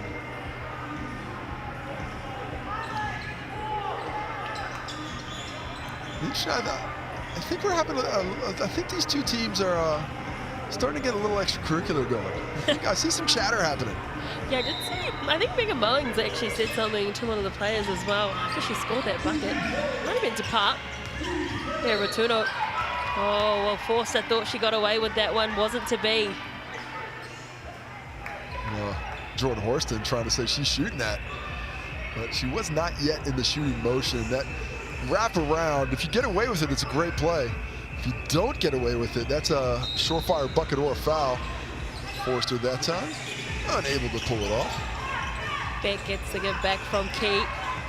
Gives it straight back to Ratuno. There's that extracurricular. Park had no one in front of her, has to fight her way to the rim. Won't get there, but will take a trip to the Chemist Warehouse stripe. And here's that physical battle we're talking about. When we look at this possession at the end of the game, if you look at it on the score sheet, it's just going to show a foul and free throws. But this is really like 35 seconds of defense. We've been down on this end of the court for a couple of minutes, and it's really been the Queens imposing themselves physically on the Kāhu. And that kind of activity early in the game, that's the kind of thing that can really grind you down defensively. So, you know, these long possessions, 2, 3, 4 chances at it, that's exactly what the Queens want, but exactly what the Kāhu are trying to avoid. And I don't think the Kāhu are used to being pushed around like this. They are the most physically dominant team in the league, and the fact that the Queens are giving it back to them today, I think it's rattled them a little bit. Yeah, this is certainly a team that they like to play well against. Nice little pass there by Mullings. Yeah, Davidson forced to put up that shot. And it will be with the Queens. I've not seen Amari Thomas yet in this quarter, and I'm a little bit surprised about her lack of activity and involvement in the game so far. That was a brilliant screen there from Key, just allowed that space to open up there from Part. And then here goes that lovely spin from Horston. And eventually the bucket goes in. Key's having a really nice impact on the game. You know, she's struggled a little bit with injury this year and trying to find her feet in the competition, but nice to see her playing well right now. Ratuno, that one might have had a hand to it. Stella Beck has the ball with her. Has 2 defenders on her. Is she going to finish it? You bet she does. That is a great leader. I was about to say, where's the timeout? Because the Kāhu got to start talking about this. They are getting outworked, out-hustled, and out-executed here in the second quarter. They came into the quarter, not down that far. They only were down 5. And all of a sudden, they are down 11 as the Queens have asserted themselves here in the last 3 minutes or so. You're so right about Stella Beck. You called her the glue girl before because she brings this team together. But, I mean, as the Dolphins captain, that's what you expect. And she is worth so much in this team. You're so right. She might not be the best individual player, but my goodness, she's great on offense and defense and is always there talking to her team. You can see her there talking now too. Yeah, her leadership is invaluable, and they certainly missed her last week when she was taking that personal time. And, you know, we flash back to last season's championship game where she unfortunately was struck down by illness the night before the title game. Couldn't really move, was unfortunately, sick all day. Unfortunately with a bit of a stomach thing that couldn't keep food down, and she still shows up to the game, sat up in the top stands all by herself, wrapped up. And you know, you look back on moments like that. If Stella Beck was around, would we have been able to get that victory? Well, she's back in the lineup, and nice to see this Queens team working together, playing together for the first time in a fair few weeks. I'm going to say this is the Queens of old, but not really of old. This is the Queens of the first 2 rounds that we saw. Yeah, I mean, at times they looked just really unstoppable. You know, they've had issues finishing games, but the talent level, the athleticism, it is top tier. I mean, the Kāhu are currently only sitting at 30% from the field. That's a testament to the defense here of the Tokomanawa Queens. Well, I find this really interesting. Kāhu have gone to the bench and brought in Bairstow. Still Amari Thomas out. I'm starting to wonder if she might have some type of injury or something as Bairstow just throws that up at the late shot clock. Well, we did say in that first quarter that we hadn't seen much of Thomas, but she was on court. She just wasn't her usual self. And you're right. And you mentioned in the Rapid League game you wanted to see more of Bairstow in the Tauihi. Well, you got your answer here. Well, she has been playing a bit more in the last few weeks. Beautiful steal there. by Crystal Ledger-Walker. Horston lucky not to get pinged with a whistle. Ledger-Walker just brings the ball up court, fires it away to Ratuno, plants. Wasn't able, but good hustle from Forster, and it will be Kāhu ball. She threw it into the legs of Tamara Key. Nice to see the work rate lifted by the Kāhu. They were, for a few minutes there, they weren't matching the energy levels of the Queens, but that possession much better. Good speed down the court. Nice screen by Bairstow, sealing that defense, and then the crash there at the end of it by Forster, retaining possession for a Kāhu side that is desperate need of points. Down by 11 points, almost halfway through the second quarter. Davidson has the ball, and again, Davidson, another player who we haven't really seen too much of her, because they've done a great job defensively. And yet again, another stop for the Queens. And the size and athleticism of the Queens defensively, making shots that Crystal Ledger-Walker thought she had disappear quickly. Key on Davidson. Man, that's strong. She is enforcing her will in the low post today. Forster just getting busy there. Horston for a deep three. Bounces off the backboard, and miscommunication down the bottom between Bairstow and Forster. Both had great rapid league games. This zone defense causing issues for the Kāhu. And you mentioned it too, it's not something you're used to seeing from the Queens, and it's starting to work. Not something teams do against the Kāhu. They are a great shooting team. Normally you don't like to zone against teams that can shoot it like that, but this is the Kāhu, I think, aren't used to playing against the zone, and they're having trouble creating really efficient looks against it so far here in the first half. Ferencia Chagas just took a tumble and unfortunately just spilt that ball out of bounds, so it will be a Kāhu ball. And we haven't had anyone score actually in the past few minutes. Difference still 11. Oh, wide open, Penina Davidson. But again, for the first time this afternoon, she hasn't finished that. Those bunnies are bouncing on her today. Has just not been able to finish at the rim. She's had several good looks, but they've all, for the most part, gone wanting. Zafat Horston, great effort by Chevy Paulvast. And that was a matchup I wanted to see for the Kāhu. I think Paulvast has the size, the length, the athleticism to match up really well with Horston. She's not the same level, top-level athlete, you know, and she's a bit older as a player now, so I think she understands those angles and can use that wily veteranness to really do a nice job in that matchup. All her Torfern's experience too. She's very much an experienced player when it comes to the New Zealand system. Again, the Kāhu are still not shooting well, down to 24% from the field, something we haven't seen from the Kāhu. But the great looks, there's nothing wrong with the looks you're getting, and sometimes you miss shots. You have to stay with the process, stay confident that the result will change.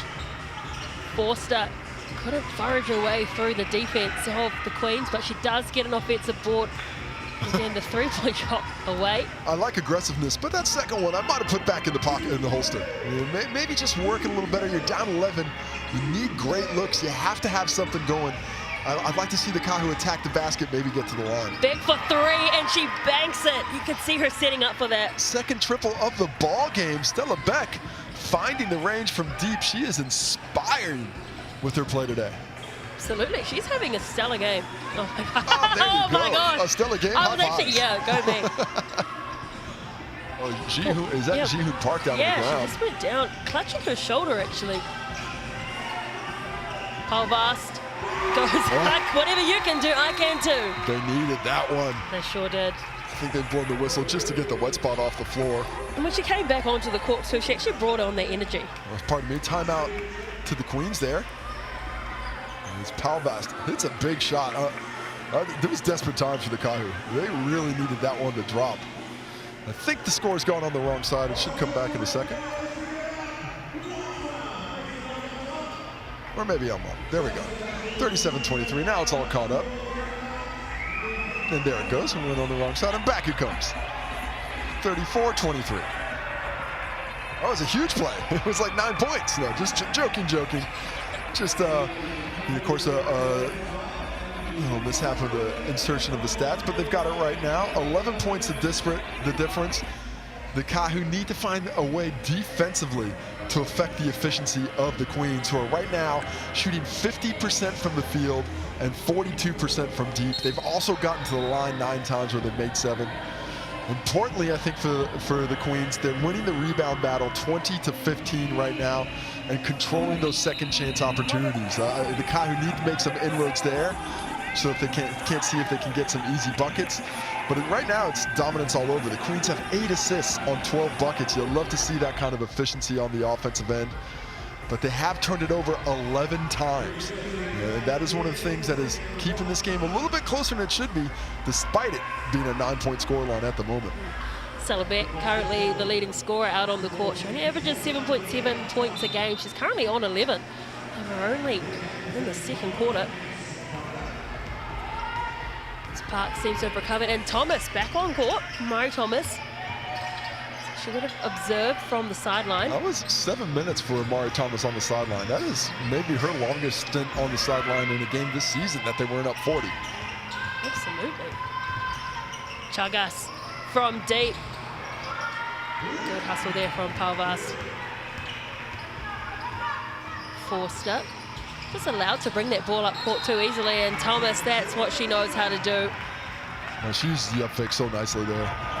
Lou Brown has to go for it because she can't believe that she can't just ignore that ability, so she goes up for it and picks up her 3rd personal foul here in the first half. So she will head to the bench, and this, I've mentioned a lot of important players here, there, everywhere else, but for what's been going on in the first half, Lou Brown's rebounding has been key. Now she's out of the game. Who for the Queens is going to come together? Where are they going to find the size? There's not a lot of size on the court right now. We've got Stella Beck and Ji-Hoon Park essentially playing the center and power forward positions. So if I'm the Kāhu, it's Amari Thomas on the block. Go down there and start feeding her. Get her that rock. Well, exactly. Not the best time to take a seat on the bench or being in foul trouble when Thomas checks back onto the court. And this is how the size comes in. Immediately a missed free throw, rebound opportunity. 10 points the difference, and a chance for, if they can hit a 3, could be a 4-point trip. And I like this sub by Tanya Tupu, bringing Key back into the ball game. She looked around and she said, wait a minute. Where's my height at? where is the length? Key with a job to do now. With Thomas there. Havas looking for an option. Oh, she's shooting that. A little bit more static on offense as well, the Kāhu. Talia Tupaia just milked that whistle like a dairy farmer waking up at 4 a.m. There is no way the shot. Oh, they call a flop? What's going on here? Okay, so I didn't see the whistle, but I think what they've called. Well, that's a foul on Talia Tupaia. I don't know what the foul is on Tupaia for falling down.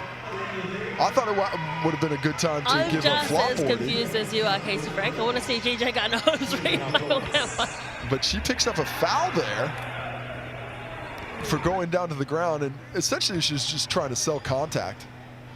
But it was Aotea Leach that I didn't think was involved in the play. Alas, we'll sort it out at some. Take another look at it. So, how is that a foul on Talia Tupaia? I have a feeling she might have grabbed Leach's arm. That's it. Okay. All right. Well, either way, back to the action. Back to the action. All right, the Kāhu back with possession. Just going straight up the guts as Forster. And that's what they need to do. They just need to start going back into the paint, getting some fouls. They do that through Forster. Chloe Forster 0 for 2 from the field, but she's got 7 rebounds, she's got 2 assists, and she's leading, I think, the Kāhu in aggression right now. She is getting to the rim. She's getting to the rim, and that time getting fouled. Just nicely done to stop the clock. Unfortunately, doesn't get the first, but it also sets the defense. Yeah, she's leading the team in rebounds. All right, Chloe Forster off the bench. 7 rebounds in 14 minutes. You know, I used to, mentally prepare myself when I wanted to be a great rebounder. And for me, that rate was a rebound every 3 minutes. If you can get a rebound every 3 minutes, you're doing a tremendous job. And right now, she's at a rebound every 2 minutes. I mean, that's just really involving yourself in the action. The bench players have been outstanding, I think, for the Kāhu. And again, it just comes off the back of playing on the rapidly. You get your confidence early, And well, left wide open out there was Leach. He needed to hit that shot. They will get the ball back though. Davidson, the last person to touch it. And that's the effort of Key on the offensive glass. She's not just in the zone, she's bodying up, she's attacking the rebounds, and that time forces the mishandle by Penina Davidson to keep possession.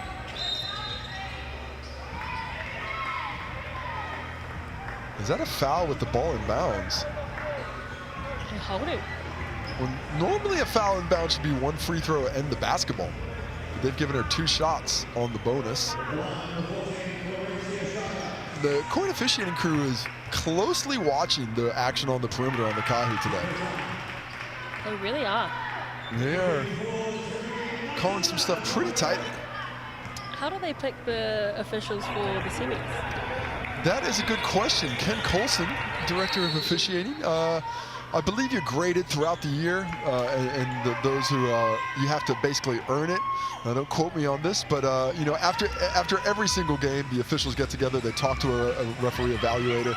Every single call they make all season long is filled back to them on what they got right, what they got wrong, and those that perform the best throughout the season have the highest grades are those who get to the postseason. We see some good offense from the Kāhu for the first time in a while. Yeah, good ball movement for the first time in a while. You're right, and it was just trying to actually make the ball do the work was the thing. Which is always the best thing to do, especially against that zone. The defense has to react to it.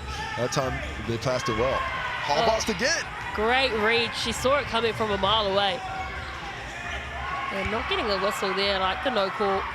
Chloe Forrester can't get the layup, and Penina Davidson, I think, just gave up on that, thinking it was a make, half second too late or too early, and misses the offensive rebound opportunity.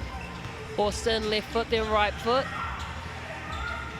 And collecting it on the fly, but bullet pass, that is a great, oh no, she couldn't get the finish, and you need to bank those ones off a fast break opportunity. Yeah, she just received it a little late to get in her steps, and excellent job by Chagas to get back in defensively.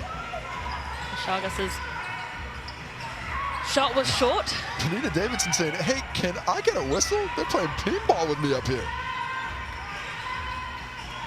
Well, it's going to show a lot about resilience in this game. I did get a little bit feisty in the second quarter. Hasn't got there thus far in the third as it's starting to wind down. Oh, that's a huge play by Thomas. Oh, huge.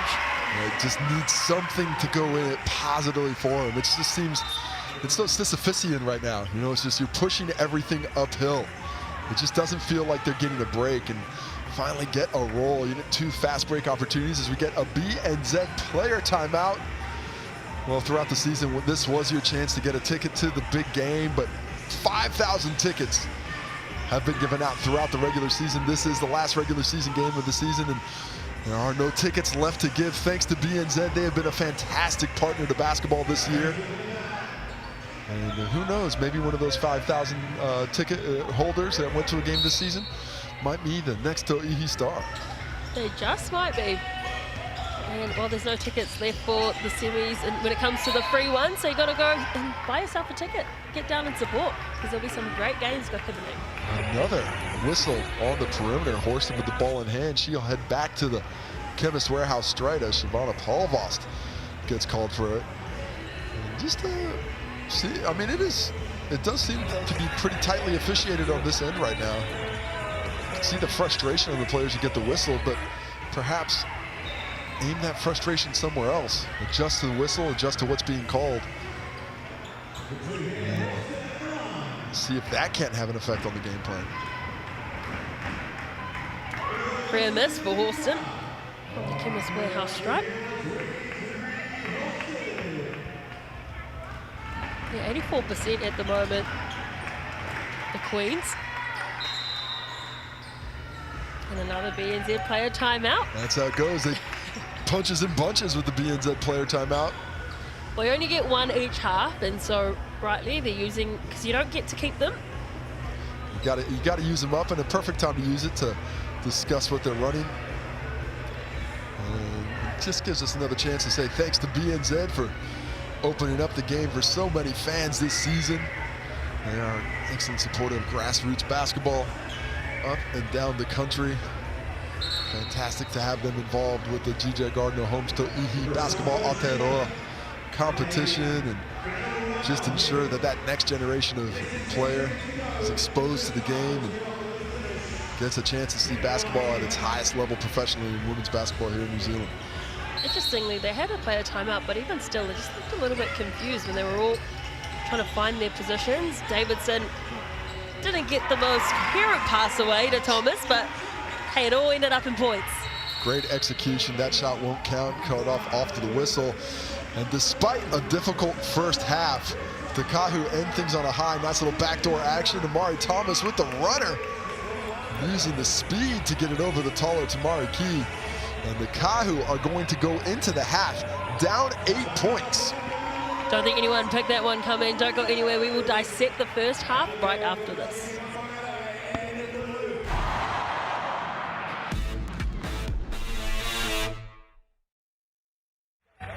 We're going to have a bit of a mini look.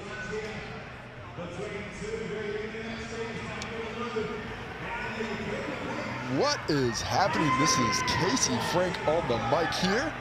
At halftime, you're going to get treated to a little bit of junior action on the TikTok live stream. Now, it is one of our favorite things here in the commentary booth as we see the Rochambeau. They're going with straight possession instead of the jump ball. Maybe we should try that in the Tauihi. A good half of basketball for the Queens. Happened in the first one. Looks like they've rediscovered things. I see a few people in on the chat. If you got any questions, just shoot them out in there in the chat. Myself and Taylor will be happy to answer them. She's just run off quickly here, but you can talk to me a little bit. I see Pastor 21, you've just joined the chat. Mia Walsh, who do you know at this game in Whangarei? I can't wait to hear it. Thanks to everybody who has tuned in on TikTok across the world. It has been a fantastic initiative for us in the league this season. And we're looking to keep it going one more week. If you like the basketball, you can join in on the TikTok feed next weekend as well for the second of the 2 semifinals. And nothing coming through on the chat. So let's talk about who I think is going to be the MVP of the competition. It's a great question. I don't know. Who do you think is going to be the MVP of the competition, Taylor? Mackenzie Forbes has played really well as of late. Ashley Jones has been a terror. Jones has been one of my favorites. But I think you're right with Mackenzie. But there's it's so hard to pick because everyone has their different strengths. It's true. You know, it's certainly, I think, going to have to come. It's going to come from one of the teams or players in the team. Amari Thomas, she's on that short list. You know, I think we've just about put together an all-star 5 now. Yeah. I mean, we can't look past Horston as well. Yes, she hasn't played her best games as of late. It's not going to be Horston for me. I don't think she's played enough games. She missed the early part of the season, missed a few with injury. And she does have a lot of impact. I'll have to take a closer look at the stats, but I'm probably leaning in another direction. For All-Star 5? For All-Star 5. Well, for MVP. All-Star 5 could be. Well, quiet chat today, but we appreciate you watching on TikTok. And if you got any questions, we'll be back one more time in the third quarter for a TikTok exclusive audience. Always love to be in the live stream. And make sure you tune in next week for the semifinal as well. We'll catch you after the break.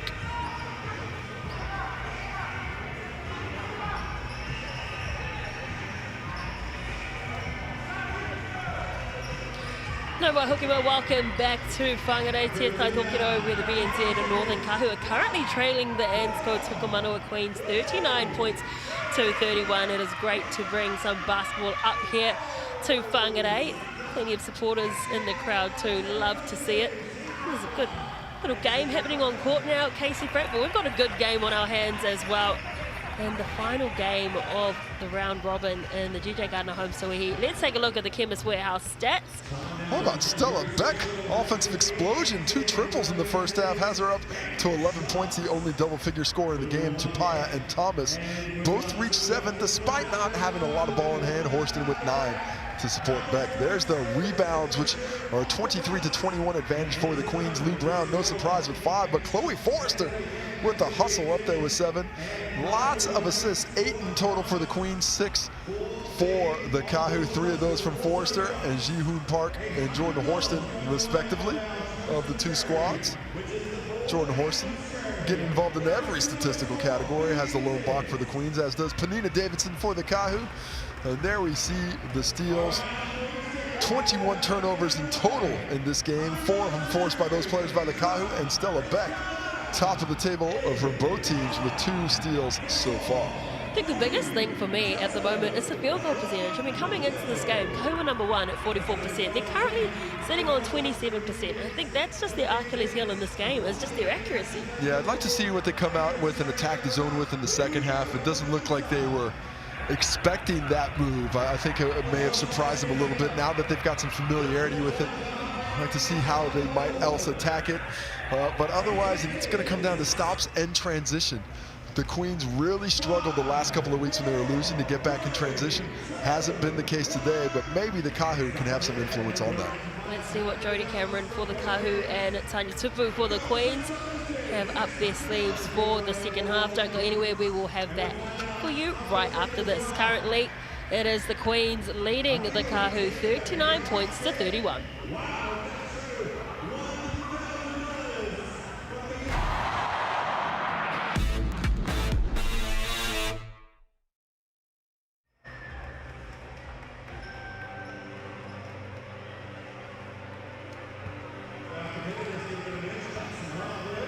What's up, TikTok?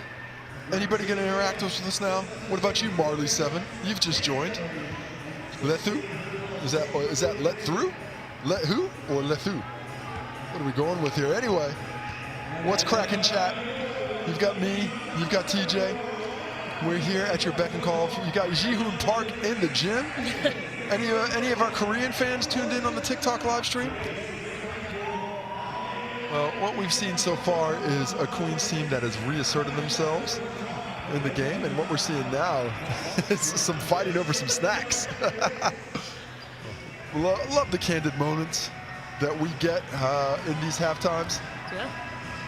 I'm loving the crowd too. I'm loving the little game we saw with Kaipara on the other side. Yeah, it's always fun to get out to the regions, especially places that don't get that basketball so often.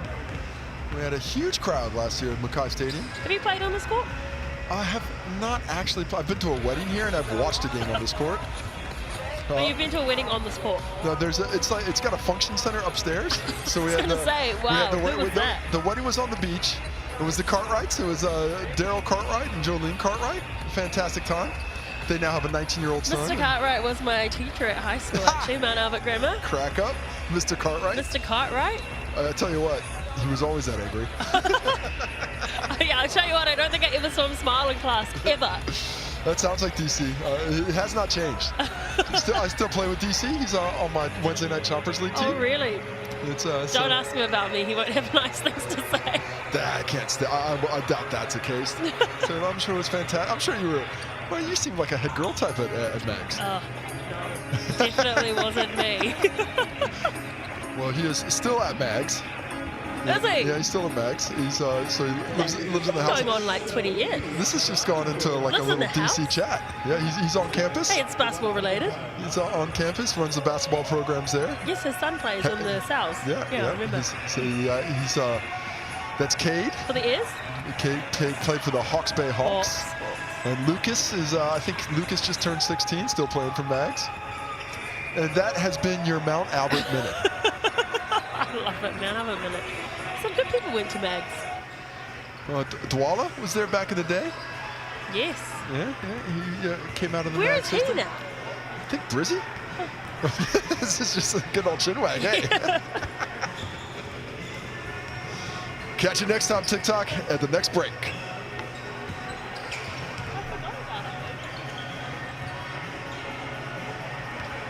The final game of the round robin in the GJ Gardner Homes Tauihi Basketball Aotearoa, and the Tokomanawa Queens have found some form and are leading the BNZ Northern Kāhu 39 points to 31.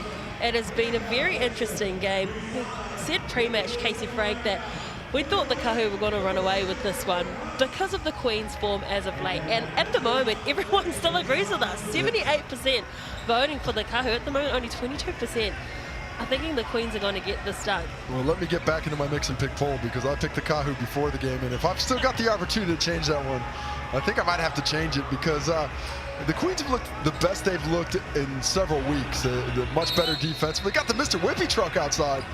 No free ads. What are we doing here, guys? but back to it. Nice to see everybody enjoying themselves at the games. This Queens team, there's no whippiness in them. They have come out here and they've been on the front foot all night long. And I think it's too late to change your pick because otherwise that would be leaning the other direction right now.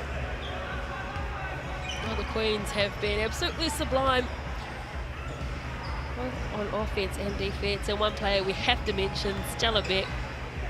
She has been absolutely on form this game. Yeah, she's certainly playing well right now. 11 points. Getting herself involved offensively to a high level. She's got a couple of steals as well. She's still doing a little bit of everything. If I'm the Kāhu, to work my way back into this game, I want to involve, I want to try and get the Queens out of the zone best I can. So can we set up some sets in the play, not read and react sets, but the deliberate sets that get us some three-point looks for Talia Tupaya, maybe running that baseline, anything that gets wide open. And if I can't get him out of the zone with the perimeter shot, I'm going back to the high-low, hitting attacking the high post with Amari Thomas or Penina Davidson with catches, seeing if the defense doesn't collapse from there, and then kicking it to the corners or kicking it right down to the whichever other big doesn't have it. That's how I'm going to attack. If I'm the Queens, more of the same. They've been doing a good job of moving that basketball from side to side, giving the ball to Key down low, keeping the defense honest. Seen excellent activity on the offensive glass, and a lot of Jordan Horston in transition. She doesn't have the big score set to top it up. She's sitting now on 9 points. But I think as this game goes along, I would be surprised if she doesn't end up being the leading scorer for the Queens because of her energy and activity today. Well, either way, both of these teams are heading to the semi-finals next weekend, but it is just where they're going to finish and who they are going to play. So a reminder for everyone, if the Kāhu win today, they will then play against the Queens again. It'll be a rematch of the final from last year and the year before. However, if the Queens win, they'll travel to Christchurch to play the Poakai, and the Kāhu will host the Five. And the big key is if the Kāhu win, they're top overall seed. They get home court throughout the playoffs. Right now, the Poakai locked in at number one. If the Kāhu get a win, they match the Poakai on wins, and because of their superior points percentage, they would get the tiebreaker. But if they lose, Poakai will have one more win, and they'll have home court throughout their postseason run. So basically, if you're from Christchurch, you really want the Queens to win right now. You are hoping to get 2 games in a row if you can get that first win. But it's all about the moment right now. And here come the Queens again, lined up in a 1-2-2 zone, really extended. Let's see if the Kāhu have found a code to crack it. Well, let's remind everyone too that the Queens played just on Friday against the Poakai, losing 87-17. Beautiful. Lovely. Into play, and again, it's probably about the 4th bucket that Penina Davidson has left out there today. Well, she's 2 for 9 from the field right now, and I might even put another one on there. I think about 5 of those have been bunnies that are certainly makeable. She just hasn't been able to get it. Jordan Horston, on the other hand, catch, stop, pop, shows off that athleticism and that silky smooth touch on the mid-range jump shot. Yeah, for Davidson, sometimes you just don't get the roll on the top of your fingers, and she's having one of those days. Let's see if she can make some adjustments. They go in closer for a better shot, but that just rolls around the rim. Well, the key is when you're having a tough day like that is you have to just wax it out of your head and stay aggressive. You don't be passive offensively. She's a key threat. They need her to be active. Park and Palvas go toe-to-toe. Key finds herself well and truly outside of the paint and eventually gets the ball back and just glides to the rim. Penina Davidson caught in no man's land there. Just doesn't affect Horston at all, doesn't affect Key on the roll, and a good strong roll by Key to make herself available for the finish. Thomas left unmarked, mid-range shot. Well, that's that high post catch. That's where this 1-2-2 zone is really vulnerable, especially when they're that extended. The last time Thomas got the high post catch, went down with a high-low pass. That time she says, I'll do it myself to cut it to 10. Stella Beck for a third three-pointer, and she hits the mark. Well, she had no confidence in that. She was already in the key before that thing hit the rim. But she is on one today. 14 points for Stella Beck. Third triple of the ball game. Get that girl the ball so she can shoot some more. Stella Beck really standing up for her team this afternoon in the final game. Thomas, again, another shot. She goes back-to-back for the Kāhu. That's exactly what the Kāhu need to see is Amari Thomas heating up, getting herself involved, and just bringing the gravity of the defense to her so maybe somebody else can get open. Yeah, she was only kept to a couple of points in that first half. There goes Key again. Just getting a hand to it. I believe it was Lily Ratuno. Really deliberate for the Queens, looking for Key coming out of these rolls on the on balls. And not something we've seen a lot from them throughout the season, but I like the effort in trying to get her involved early in the second half. Ninja Walker checks back into the court. Horston on the fly. And Davidson tidies up with the rebound there. Well, nice action, created a good look, but Horston can't get the roll. But can the Kāhu capitalize? Thomas with a quick pass back into her big partner in Davidson, but big block coming in from Key. Almost got her hands to that one. Key protecting the rim, but you can't protect it from Ledger Walker. Great movement. Even though Key really defended the rim well, the Kāhu didn't give up, kept attacking and looking for that extra pass, eventually ending up in KLW's hand for the mid-ranger. He just brought a sense of calm onto the court as well. Ledger Walker. Legal screen called or grab away? It looks like it might be a grab underneath. Is that? Couldn't quite see who that foul was on. Might have been on Forster. Forster or Panina Davidson is that one. What are the numbers with 2 digits out there? If it was Davidson, that would be her third. Just fell asleep on Horston. Just that's not even a set play. That's just a smart cut. Sees the defense fell asleep. Tapia getting tangled in with Horston, really trying to milk that goal. Does get it eventually. Horston playing those mind games again with Tapia. And we're not seeing a lot of freedom of movement from Talia Tapia. She's not getting some of those calls that she's used to getting. Take another look at it. I mean, Jordan Horston's grabbing her arm there.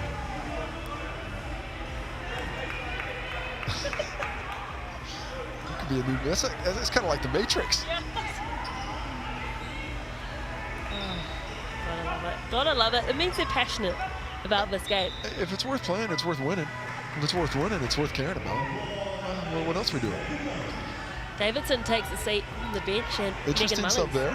Interesting sub there. Much smaller team now. So we talked about that height advantage for the Kāhu briefly. Well, now the Queens, a much taller team. Well, Mullings comes in, attacks the rim straight away, but Key. Foul called. Yeah. I like the attack, though. I like bringing Mullings in, and she wisely uses her speed and attacks off the bounce. She's like, you're going to guard me out here? Well, I'm going to drive by you. And, yeah, it looks like a little bit of elbow to the head. Nice call there. I think what Jodie Cameron's doing is just getting him Davidson's there and probably giving her some tasks. See, Mullings would have been sitting next to her, getting all the information she needs and executing some game plan. And again, another change, pulling off your height.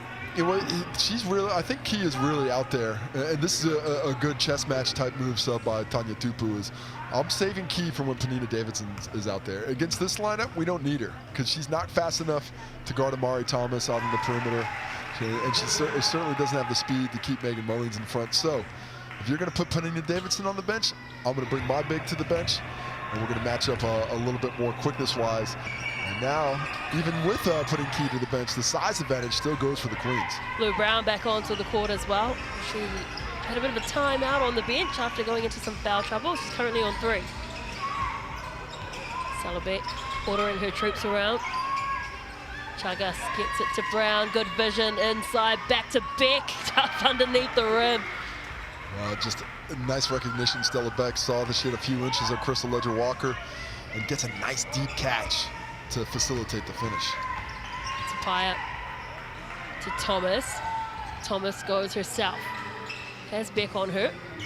Ledger Walker, good vision out to the corner to Forster. I mean, how about Horston's recovery there? So good. She's gambling on the post on the inside. On the skip pass, she's still able to close out and take away the three-point opportunity for Forster. We're calling for a travel with a Kāhu on Forster. I think they might have been correct there. Nonetheless, they get the ball back. Ledger Walker brings the ball back up the court. It's allowed to do so freely. Mullings. Again, just trying to get around Stella Beck, but in that offensive set, the Kāhu were very static, just watching, ball watching. Whoever had the ball in hand. Well, they need to find a way to lift the energy. Can't just match energy right now. They have to exceed the output of the Queens because they have a big deficit they need to make up. Yeah, 12-point lead for the Tokomanawa Queens, and coming in behind Tupaia. Didn't want any of that from Park. They're going to go to the Chemist Warehouse stripe anyway. Wow. The activity. Horston's she's just been active today. She's moving around well. It looks like she's shaking off that ankle injury from a couple of weeks ago that made her miss some time. It's just been a very tough cover for the Kāhu to match her athleticism or her energy today. Davidson's checked back into the court, and can't help but think, but Jodie Cameron has had a bit of a word as to what she wants her to do on the court. So Horston, one more attempt. She's just barking orders at her team for the next play.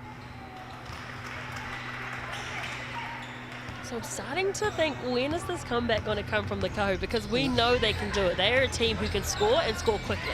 Queens are in control of the game.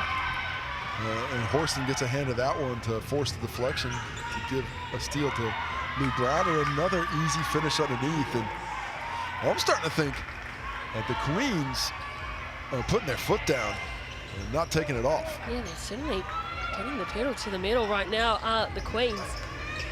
Ledger Walker looking for an option. Horston just smothering her at present. Davidson feeds Thomas, gets her own rebound up, and that's a chance for a three-point play from Thomas. I mean, just the gravity of Thomas in the post. She drew so much attention there. Essentially a double team without the ball as Awatea Leach came over early, anticipating the pass, forcing the miss. But look at that effort. Get out of my way, Chagas. It doesn't matter if you're down here. I'm going to get the put back. And that's not the matchup that the Queens want. Thomas is too strong to be matched up with Chagas there. And this is the issue when you take key off, that you have that ability to attack whichever player Lou Brown isn't guarding. 13 points of difference. The Queens, again in that mint green if you're watching at home, and the Kāhu in the blue if you've just joined us. Good stop there by Thomas as well. She's starting to find her groove in the game. Yeah, well done by Mari Thomas there. It's not an easy matchup for her. Jordan Horston, really good with the ball in hand. Such a quick player, but Mari Thomas always light in the feet. Slides well. Timeout to the Queens. It's Tanya Tupu. She just doesn't want to let the Kāhu back in this one. She knows that they need to find their best basketball here today. And if they can do that, they are going to be right back in that championship conversation come next week. And this is the time to do it right. Both teams are already guaranteed a spot in the playoffs, but they need to start fine-tuning and oiling the machine right heading into that, because it's do or die from next week. So today they've got an opportunity. They still know, regardless of the final score at the end of this, they are going to the top four. But from next week, it's do or die. Yeah, and it's sometimes it can be a little bit of an early start with that. You can get that done a week early, like the Queens, think to themselves, hey, we have to get this win. And really nothing in it for them. They're the 4 seed either way. But as we mentioned, if they lost this game, they'd be playing the Kāhu again next week. And when you can have a performance against a team like this, it's got to make you wonder, is this a matchup that we want again? But instead, they're going to be, if they continue in and this finishes the way it is, they'll be the team that's traveling down to Christchurch to play the Poakai. And that is a team that had its way with them earlier this round. Well, if you want to be the best, you got to beat the best. And currently the Poakai are the best. Yeah, that's all well and good, but let's not see the best until later. Like if you think, like right now, Tokomanawa, they've got the Kāhu's number. They beat them in the last matchup pretty easily. And they're beating them pretty easily today as Jordan Hurston puts on the spin cycle. She just made that look way too easy. And it's not an easy thing to do. Covered a lot of space with that spin move. Yeah. Goes from the elbow to the bucket with ease. Kāhu go through Forster. Davidson, well, she tried to get there, but it was turnover by Lou Brown, I believe. Yeah, Lou Brown, she's not having a huge impact offensively, but defensively, she is everywhere. The best rebounder in the league that time, just straight up getting a steal. And Tauihi goes down hard after contact with Key. She's trying to get the whistle there, but from the angle we have, it looks like she's involving herself in the action. You know, she could probably avoid that a little bit better. Marquise entitled to her space. Tauihi seems surprised she didn't get that whistle, but she is not getting the benefit of the doubt that she would prefer. Yeah, I do think the officiating this game, we've certainly come in.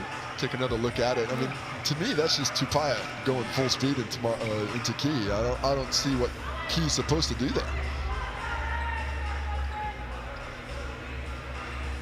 Key is going to take a seat on the bench too after that one.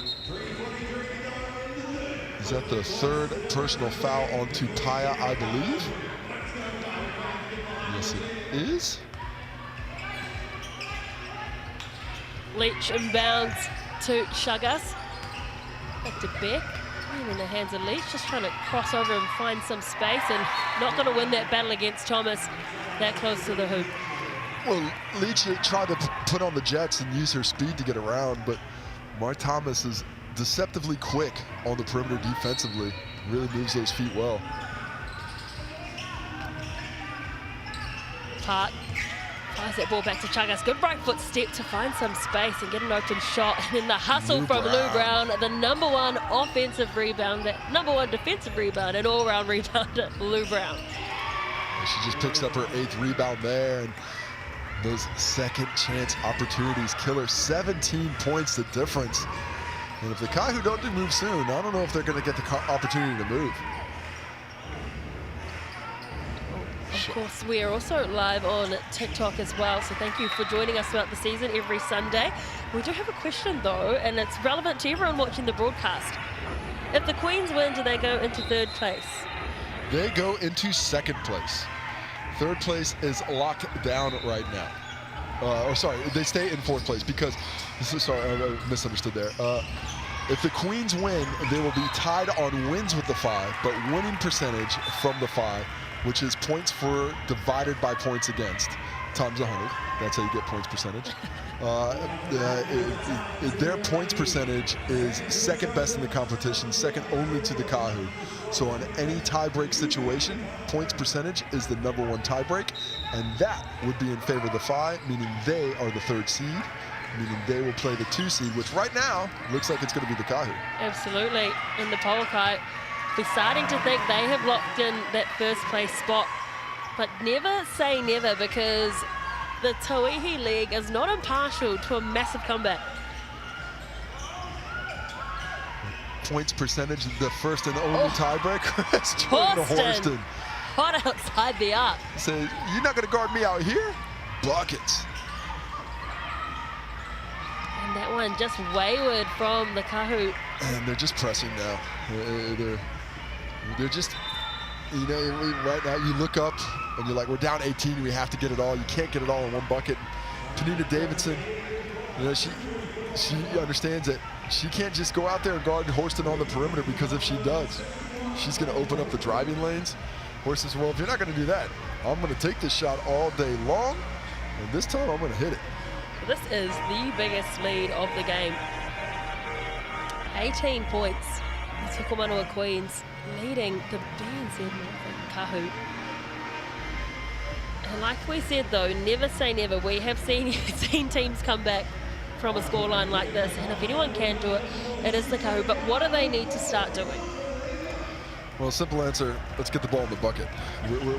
Because right now the possessions are ending without shots. You know, I'd like to see more activity on the rim, but the Queens have really shut that down. You know, this is certainly a team that has lived by the tray ball all season long. Today, the Kāhu, 2 for 12 from deep at just 16%. And when you combine that with a tough free throw percentage at 68, just not their day. Can they find the energy? Can they just find a way to dig deep and get themselves 12 minutes? 12 minutes is a ton of time. You know, and whenever I was down in a game like this, I'd sort of look at it in stages. We're down 18 now, and you think to yourself, in 2.5 minutes, can we make up 5 points? Can we get it down to 13 with 10 to play? And it's a little victories. You give yourself a little goal. Okay, now that we're down 13, can you get it to 8 with 6 to play? It's just step by step. You can't get it all at once. You can't get it all in one trip. But you have to be able to string possessions together on both ends of the court.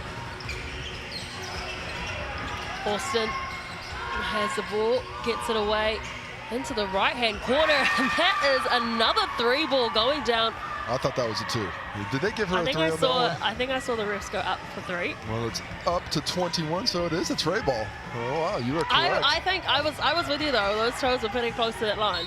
And another turnover, flustered. And this is the other half of things. Who's lifting the squad here? That's definitely a 2. They should not have called that one a 3 if they did, but because her feet were all over the line. But what I'm also looking like is the body language, the togetherness of the Kāhu. They're down big, they're down 21. Somebody needs to be that heartbeat. Somebody needs to get this energy up for them. Otherwise, it's going to be a long last 11 minutes and 44 seconds. Yeah, they counted it as a 3. Well, you know, sometimes you get them wrong. What are you going to do? I think that'll go in the ref report. That is an area of the game that I am not involved in, that I'm sure all the officials are very pleased about. But it would go on the ref report, you know, if certainly if you saw a call, that the evaluator will be there in the stands checking things out.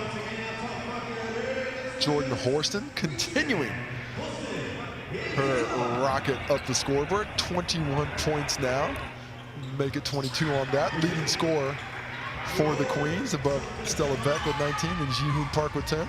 No, Lou Brown's only got 2 points because she had to take a seat on the bench due to her personal foul troubles, and she's very much at risk of not getting an extra double-double. She's had double-doubles in all of her games.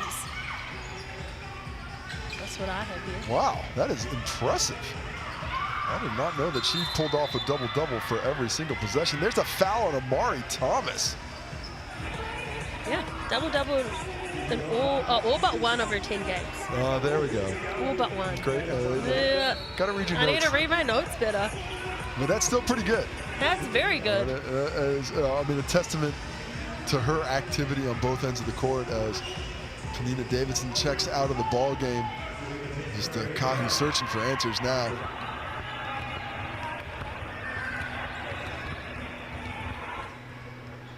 Park adds an extra point, and again, this lead is really blowing out now for the Tokomanawa Queens.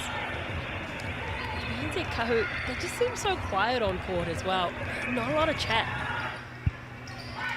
Yeah, that's what I'm speaking about. Who's going to be the heartbeat? Who's going to be the energy? Who's going to bring the crowd together, or the team together? Who's saying, huddle up, come on, clap, clap, clap, let's go? That can't be the coach. That's got to be somebody on the court that's, you know, trying to drive this unit to just find a little bit of energy, find a little enthusiasm, find some buckets. Elijah Walker has been pretty accurate this game. Unfortunately, just away with that one. Good hustle coming in from Mullings, making it difficult for them to bring the ball up. But Beck all of a sudden finds an open lane, a chance for an and one. You know, you get some good activity up at the top by Megan Mullings, nearly forces the turnover. But it ends up turning bad. Stella Beck, look at that lane. Look at that lane. It's so wide open. Mullings with the slap. Beck with the bucket. Make it a 3-point play the old-fashioned way as she moves up to 22 points. 2 players on 22 points at the moment for the Queens. You look at the Kāhu. Thomas has 14 points, the only player in double digits. The next being Tupaia on 7. Defensively, the Queens have been good. But equally, they just haven't been on form today. What a screen by Amari Thomas. Horston blindsided by that one. Oh, she's slow to get up. You know who you're mad about on that screen? My teammates. Somebody call that out. Do not let me get a backbreaker like that. That certainly rocked Horston.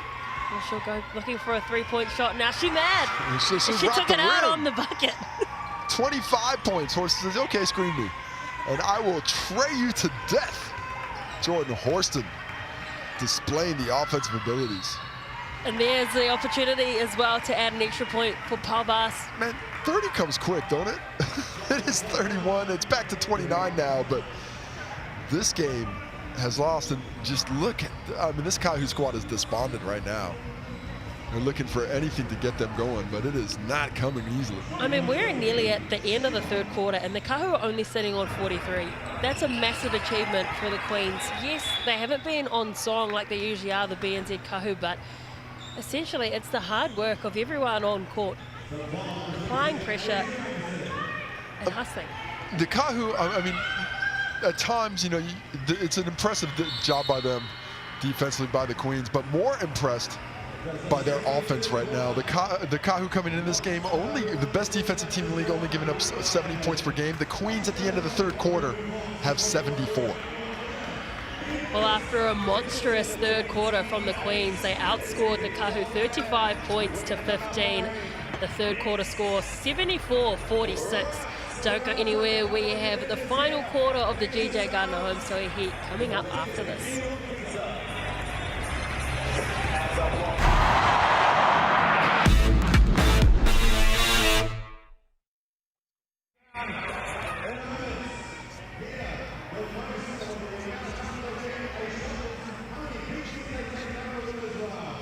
Welcome back, TikTokers. It is our final cross to you throughout this game. What up, Music Runner? We tried to answer your question. To be more clear, if you're still in here, Music Runner, if the Queens tie the Phi, it goes to points percentage. Tiebreaker goes to the Phi because they score heaps of points. That's basically the gist. Shout out to Felix who just joined our TikTok. Yeah, Kodakia keeping it down low, saying "Go girls," but it's kind of sketchy the way you put that one. I gotta say that's a little sketchy by you keeping it down low. Maybe because of the username, your mind went to the gun. I don't know. We got, yeah, Felix, you're cool, son, you're cool. Hey, any questions we got about the game? This is going to be our last TikTok activity for the regular season. Remember, one more TikTok game this year. That is the semifinal number 2, which will be the Kāhu hosting what looks like right now the Phi. And I gotta tell you, I don't think the Kāhu want to see the Phi next week. Oh, I have loved that there hasn't been one real front runner throughout the whole comp. The beginning of the competition, it looked like these two teams. It was all Kāhu early. The Queens struggled a little bit early. But the last few weeks, that's not the way it is. See you later, TikTok.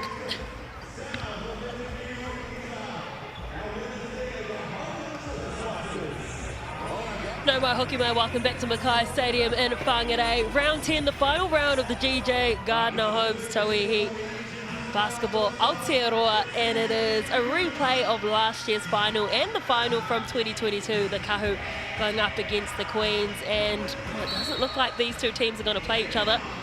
It does look like the Kāhu will play the Phi and the Queens will travel down to Christchurch. See that Coach Jody Cameron has inserted Asia Anderson for a little energy into the lineup. It's the energy we were asking for, and what I will be asking for after this is a large Nona pizza for $30. Valid until Thursday, so next time that pops up, make sure you take a photo of it. Not until Friday, an extra day. Extra day? Yes, it's Friday the 13th. Or I'm pretty sure it's Friday. I could be wrong. I'm wrong about a lot of stuff today, including what I thought the Kāhu were going to come with today. I thought that was going to be a much better performance from them. I expected a little bit of desperation so they could seal that top spot and guarantee playing the Queens again, but it does not look like they want to see the Queens in the semifinal. Well, they'll be relying on the Poakai losing next week if they want to get a home final. And they'll also have to get the win too. The mainland Poakai watching right now. They'll be pretty excited about what's going to happen, but Amari Thomas says, we're not dead yet. Let's cut that one to 26. Let's see if we can't get one possession at a time. 16 points for Amari Thomas. Next scorer is Palvas with 8 and Park with an off-balance shot. She's now with 14 points.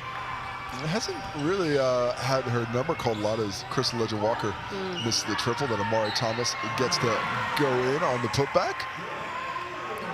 A little bit better activity for the Kāhu early in this one, but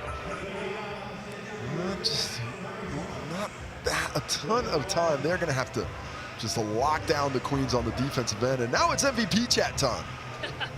That's your mixandpick.com. You can use the QR code or you can go straight to the app and vote now on who your MVP is. Jordan Hurston, she's definitely up there for me. Stella Beck, she's probably my number 2 choice right now.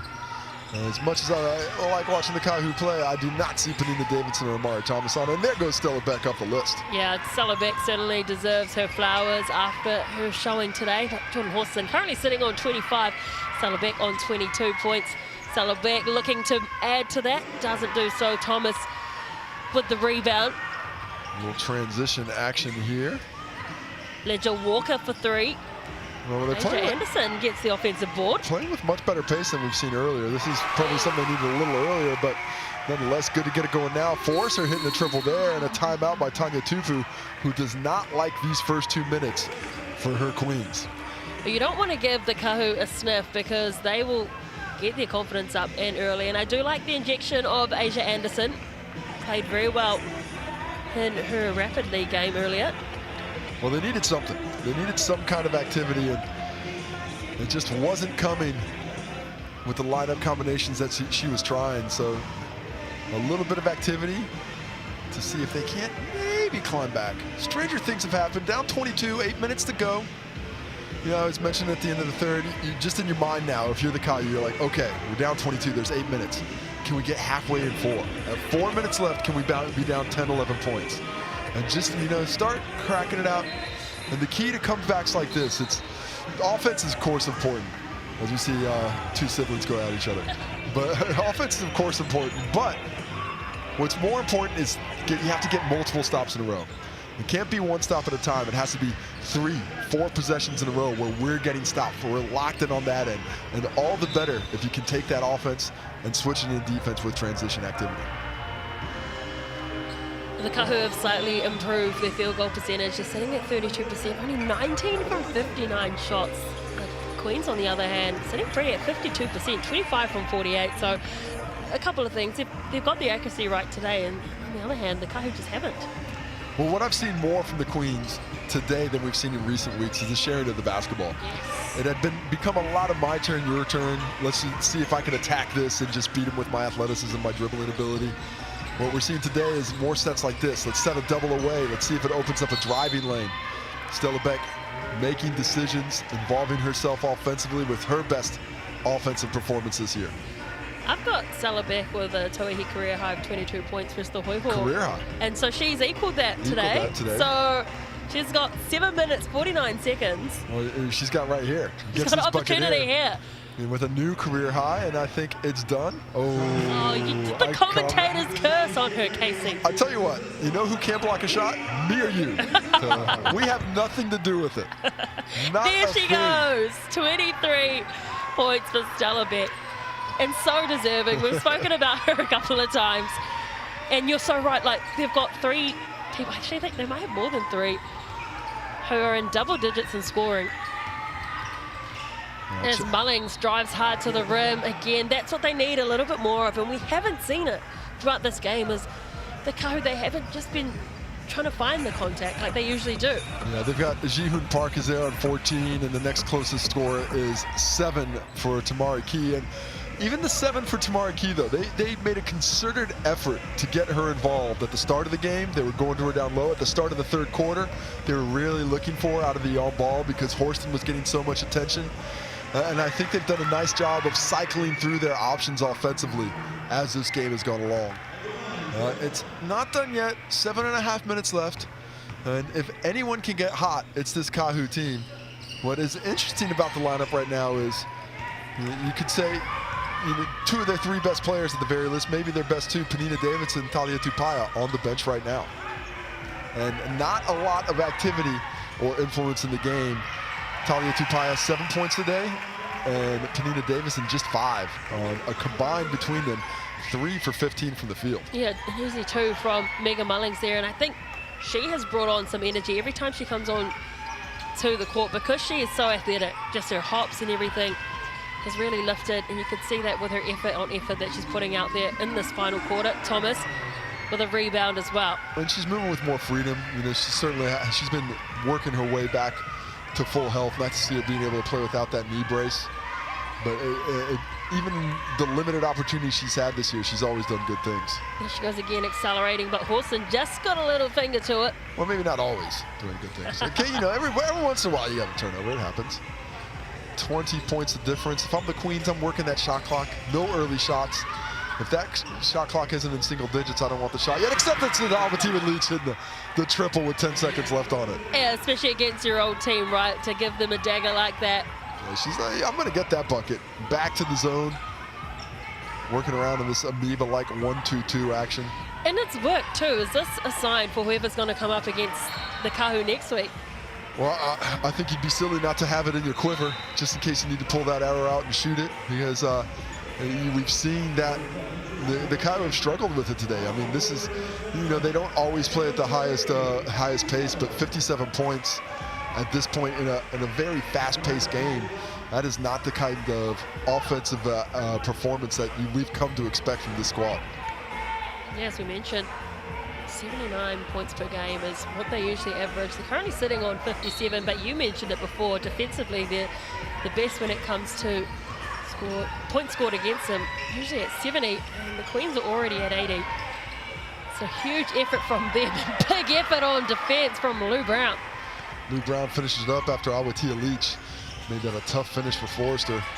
Look at the pace that the Queens are playing with. It's just much quicker what the Kāhu can attack with, and Lily Ratuno down there in the post against Jordan Horston. Said it a couple times today, but Mouse in the house, I'm going to work down here. She'll never shy away from the contest too. Yeah, she certainly doesn't mind being tossed in that position, but you're just physically giving up a lot of size and athleticism there. And Jordan Horston, she just says, okay, let me just go eat. I am going to eat down here all day. If you're going to put Lily Ratuno on me, we're going to wrap that one up. Forster gets it back to Thomas. Thomas for 3. Isn't going to get there. Aotearoa Leach tidies up. Horston finds Park, and yeah, you can see here just exactly what you said. She's wanting to slow things down, use up the shot clock as much as possible. That is good game awareness and game smarts from Park. Well, if they can use 20 seconds each, it just gets down to 10 that time. Oh, my goodness. Park. Tickles the twine. Oh, and she gives Jordan Horston's ice cold, baby. She's like, look, Jordan, I can do it too. And look, they're just playing with a lot more energy and excitement that we have seen in the past few weeks. And winning does that, obviously, but they just look like a happier team out on court today. Hey, last couple of weeks, if we're honest, things were stinky.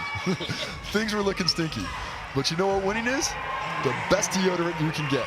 It covers up everything. You get a win, and suddenly everybody's happy, everybody's feeling better, and things can change in the postseason. Nice dime Horston there. Hooks up Lou Brown, who still has a chance to get back to 10 points. She's sitting there up 4 now, 2 for 6 in the field.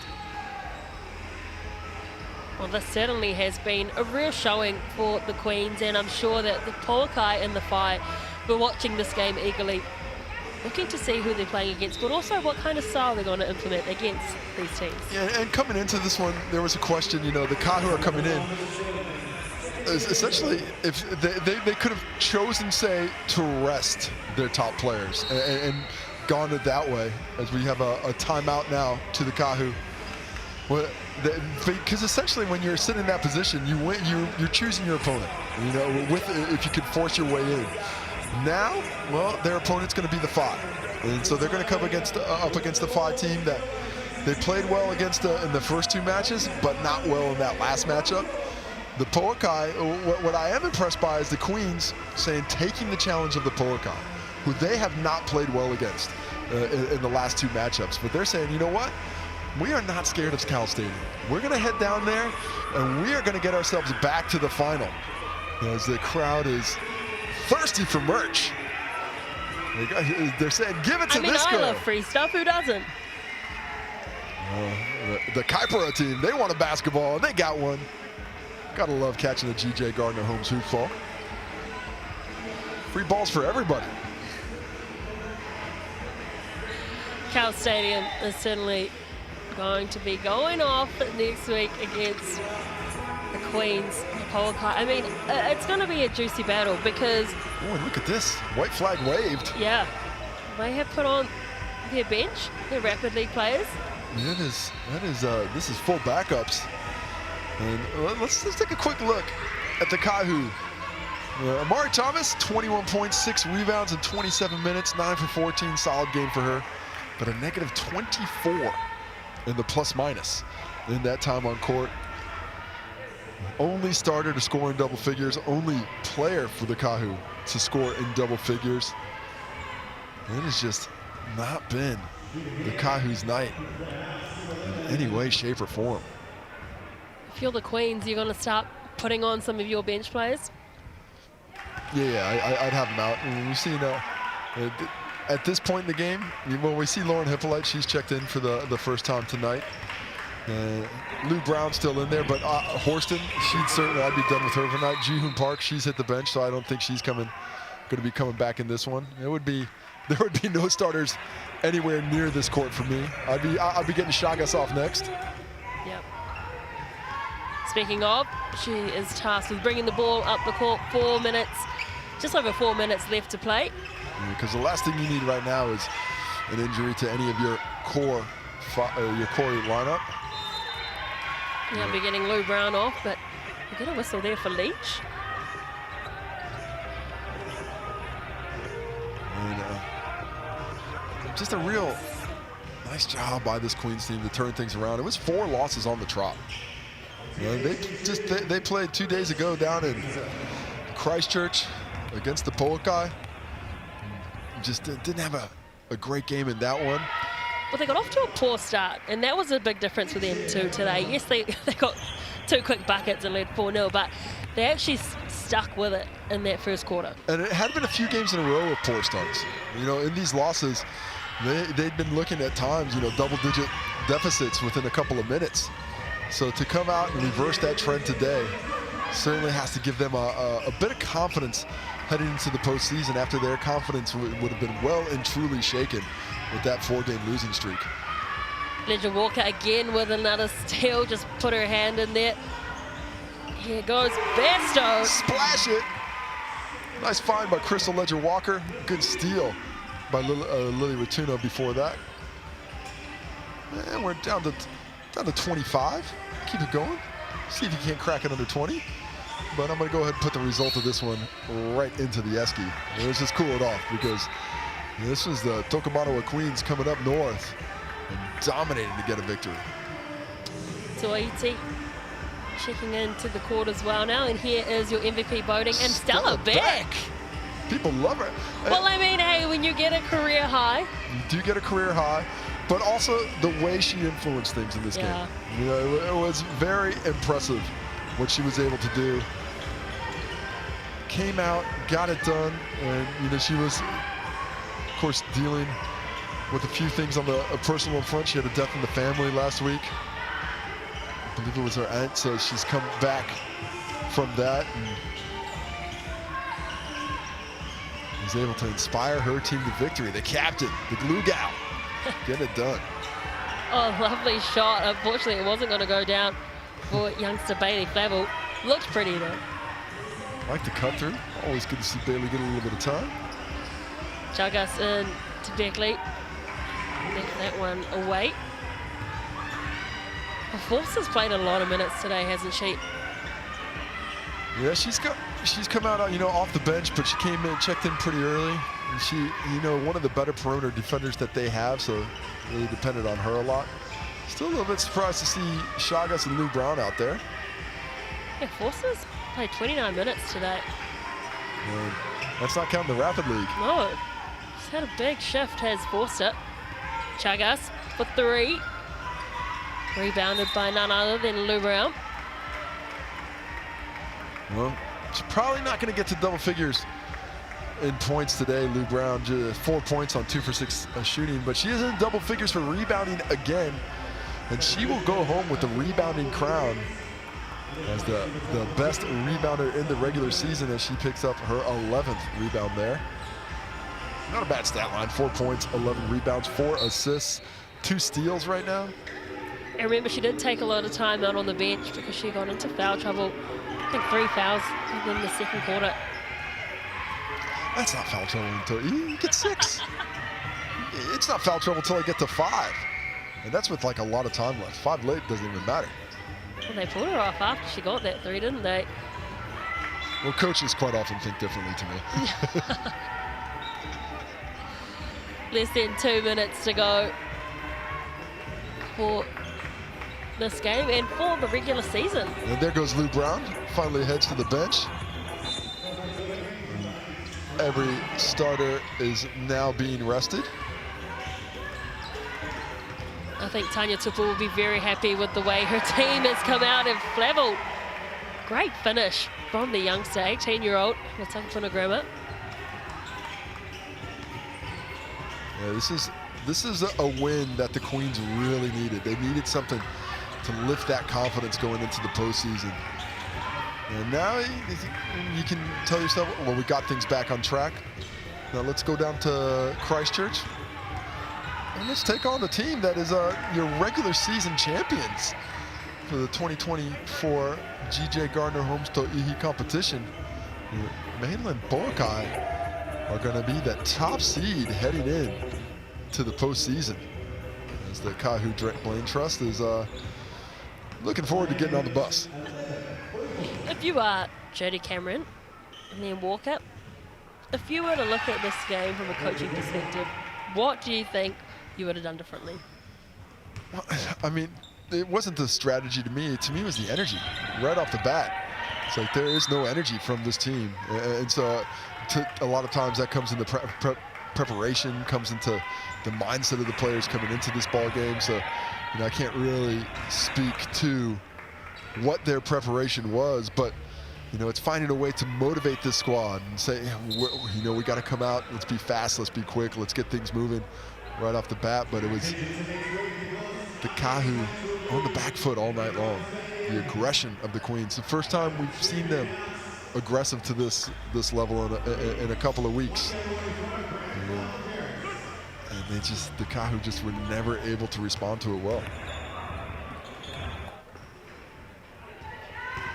Just sent to Beckley. And this is the first one. He's had a heck of a rapid league season. And sort of carved out a bit of a sixth-word role for herself with the Queens throughout the year. Yeah, she scored 19 points versus the pole fight on Friday, which tied the record for most points set by Amari Thomas last year. And that's the rapid league record. Rapid league.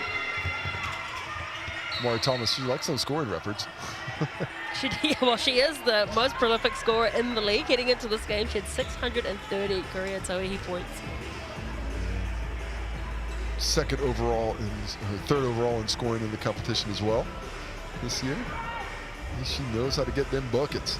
Yeah, and even, you know, you mentioned the energy just today. Amari Thomas wasn't her usual self on court. Well, I would be hard-pressed to find a time when Amari Thomas spent 7 minutes on the bench consecutively this season. And she opened up that second quarter with 7 straight minutes on the bench. And so not something we often see. You know, possibly could be something under the weather. But you don't want to take anything away from the Queens. This is their victory because of the way they played. And isn't it amazing that we're talking about Amari Thomas being quiet, but she's got 21 points. It's just for her standard. Usually, you know, she's drawing the fouls and she's, you know, has such a big presence on court. She started to get back into her flow in the second half, but she just didn't have her strongest start to the game. Well, she struggled against Lou Brown a lot this season. Lou Brown defends her really well, defended her really well in that first game that the Kāhu were able to win behind some late game. Talia Tupaia heroics as Bairstow hits that little fadeaway. She loves it off the 1 foot. That is her shot. nothing to do as, Lauren Hippolyte out hustling the Kāhu to the basket. And that's something you show on film afterwards. Yeah. Like, this is the level of our hustle today. I know, yeah, the game's over. You can't work for the ball. Flavel from the left corner. She's a bucket. Get that young lady the rock, and she knows where to put it. Certainly playing extremely well. That time just accidentally collecting the rim. Trying to look for that cross-court pass, didn't get it. And there's a foul, I think. That's going to be, Bailey Flavel to the line now. Going to get an opportunity with 6 seconds left to cut it to 27. Oosh, not ideal. Not what you're looking for as the Kāhu come into the postseason, but they're just going to have to get a reset. Say, you know what, we're not worried about this one. We'll go on to the postseason, on to the next one that we can affect. Obviously, no one wants a loss, but sometimes you just need a loss like this to make you hungry for it again and to not want to feel like this again. Yeah, this is a tough loss as we see a BNZ player timeout. What are we doing? We can't play for points anymore. The point percentage is well and truly wrapped. But hey, why not? As we get a BNZ player timeout, it gives us an opportunity to thank our fantastic partners for the ticket to the big game activity this season. 5,000 tickets given away across the season. That is thanks to our lovely partners at BNZ. They've been great supporters of grassroots hoops.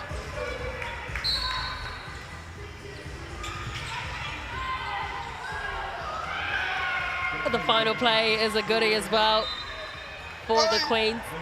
And it won't be the final play. Back-to-back player timeout. So get a bucket. Who are we going to feed here? Can we get it back to Bailey Flavel? You know what? What they want to do is they want to put their best foot forward going into the top 4. These are, usually the people who sit on the bench. They want to show the coaches, hey, look what I can do. Yeah, they have Rapid League all year to do that, but they're still saying, watch me do this. Yeah, this is our last opportunity to see a Kāhu bucket today, 95-76. Will they be able to get that score line under 29, or will it stay where it's at? Everything else is not mysterious. So what is the final action. play That's to a good Besto? play. That's a really nice play. Didn't get the bucket, but well executed. So that is all she wrote here in the GJ Gardner Homes Tauihi Basketball Aotearoa. The regular season is up. The Tokomanawa Queens win 95-76 over the Northern Kāhu. Next week, it is a big one. The Queens, they will go to Christchurch and play the Pouakai. The Kāhu will host the Phi. Congratulations to Stella Beck, who won the game MVP today. And Casey Frank, any last words from you? It's been a pleasure. It's been a pleasure from Casey Frank, myself, and the rest of the Sky team for bringing you GJ Gardner Homes Tauihi Basketball Aotearoa. This year, we will see you next week. Game on.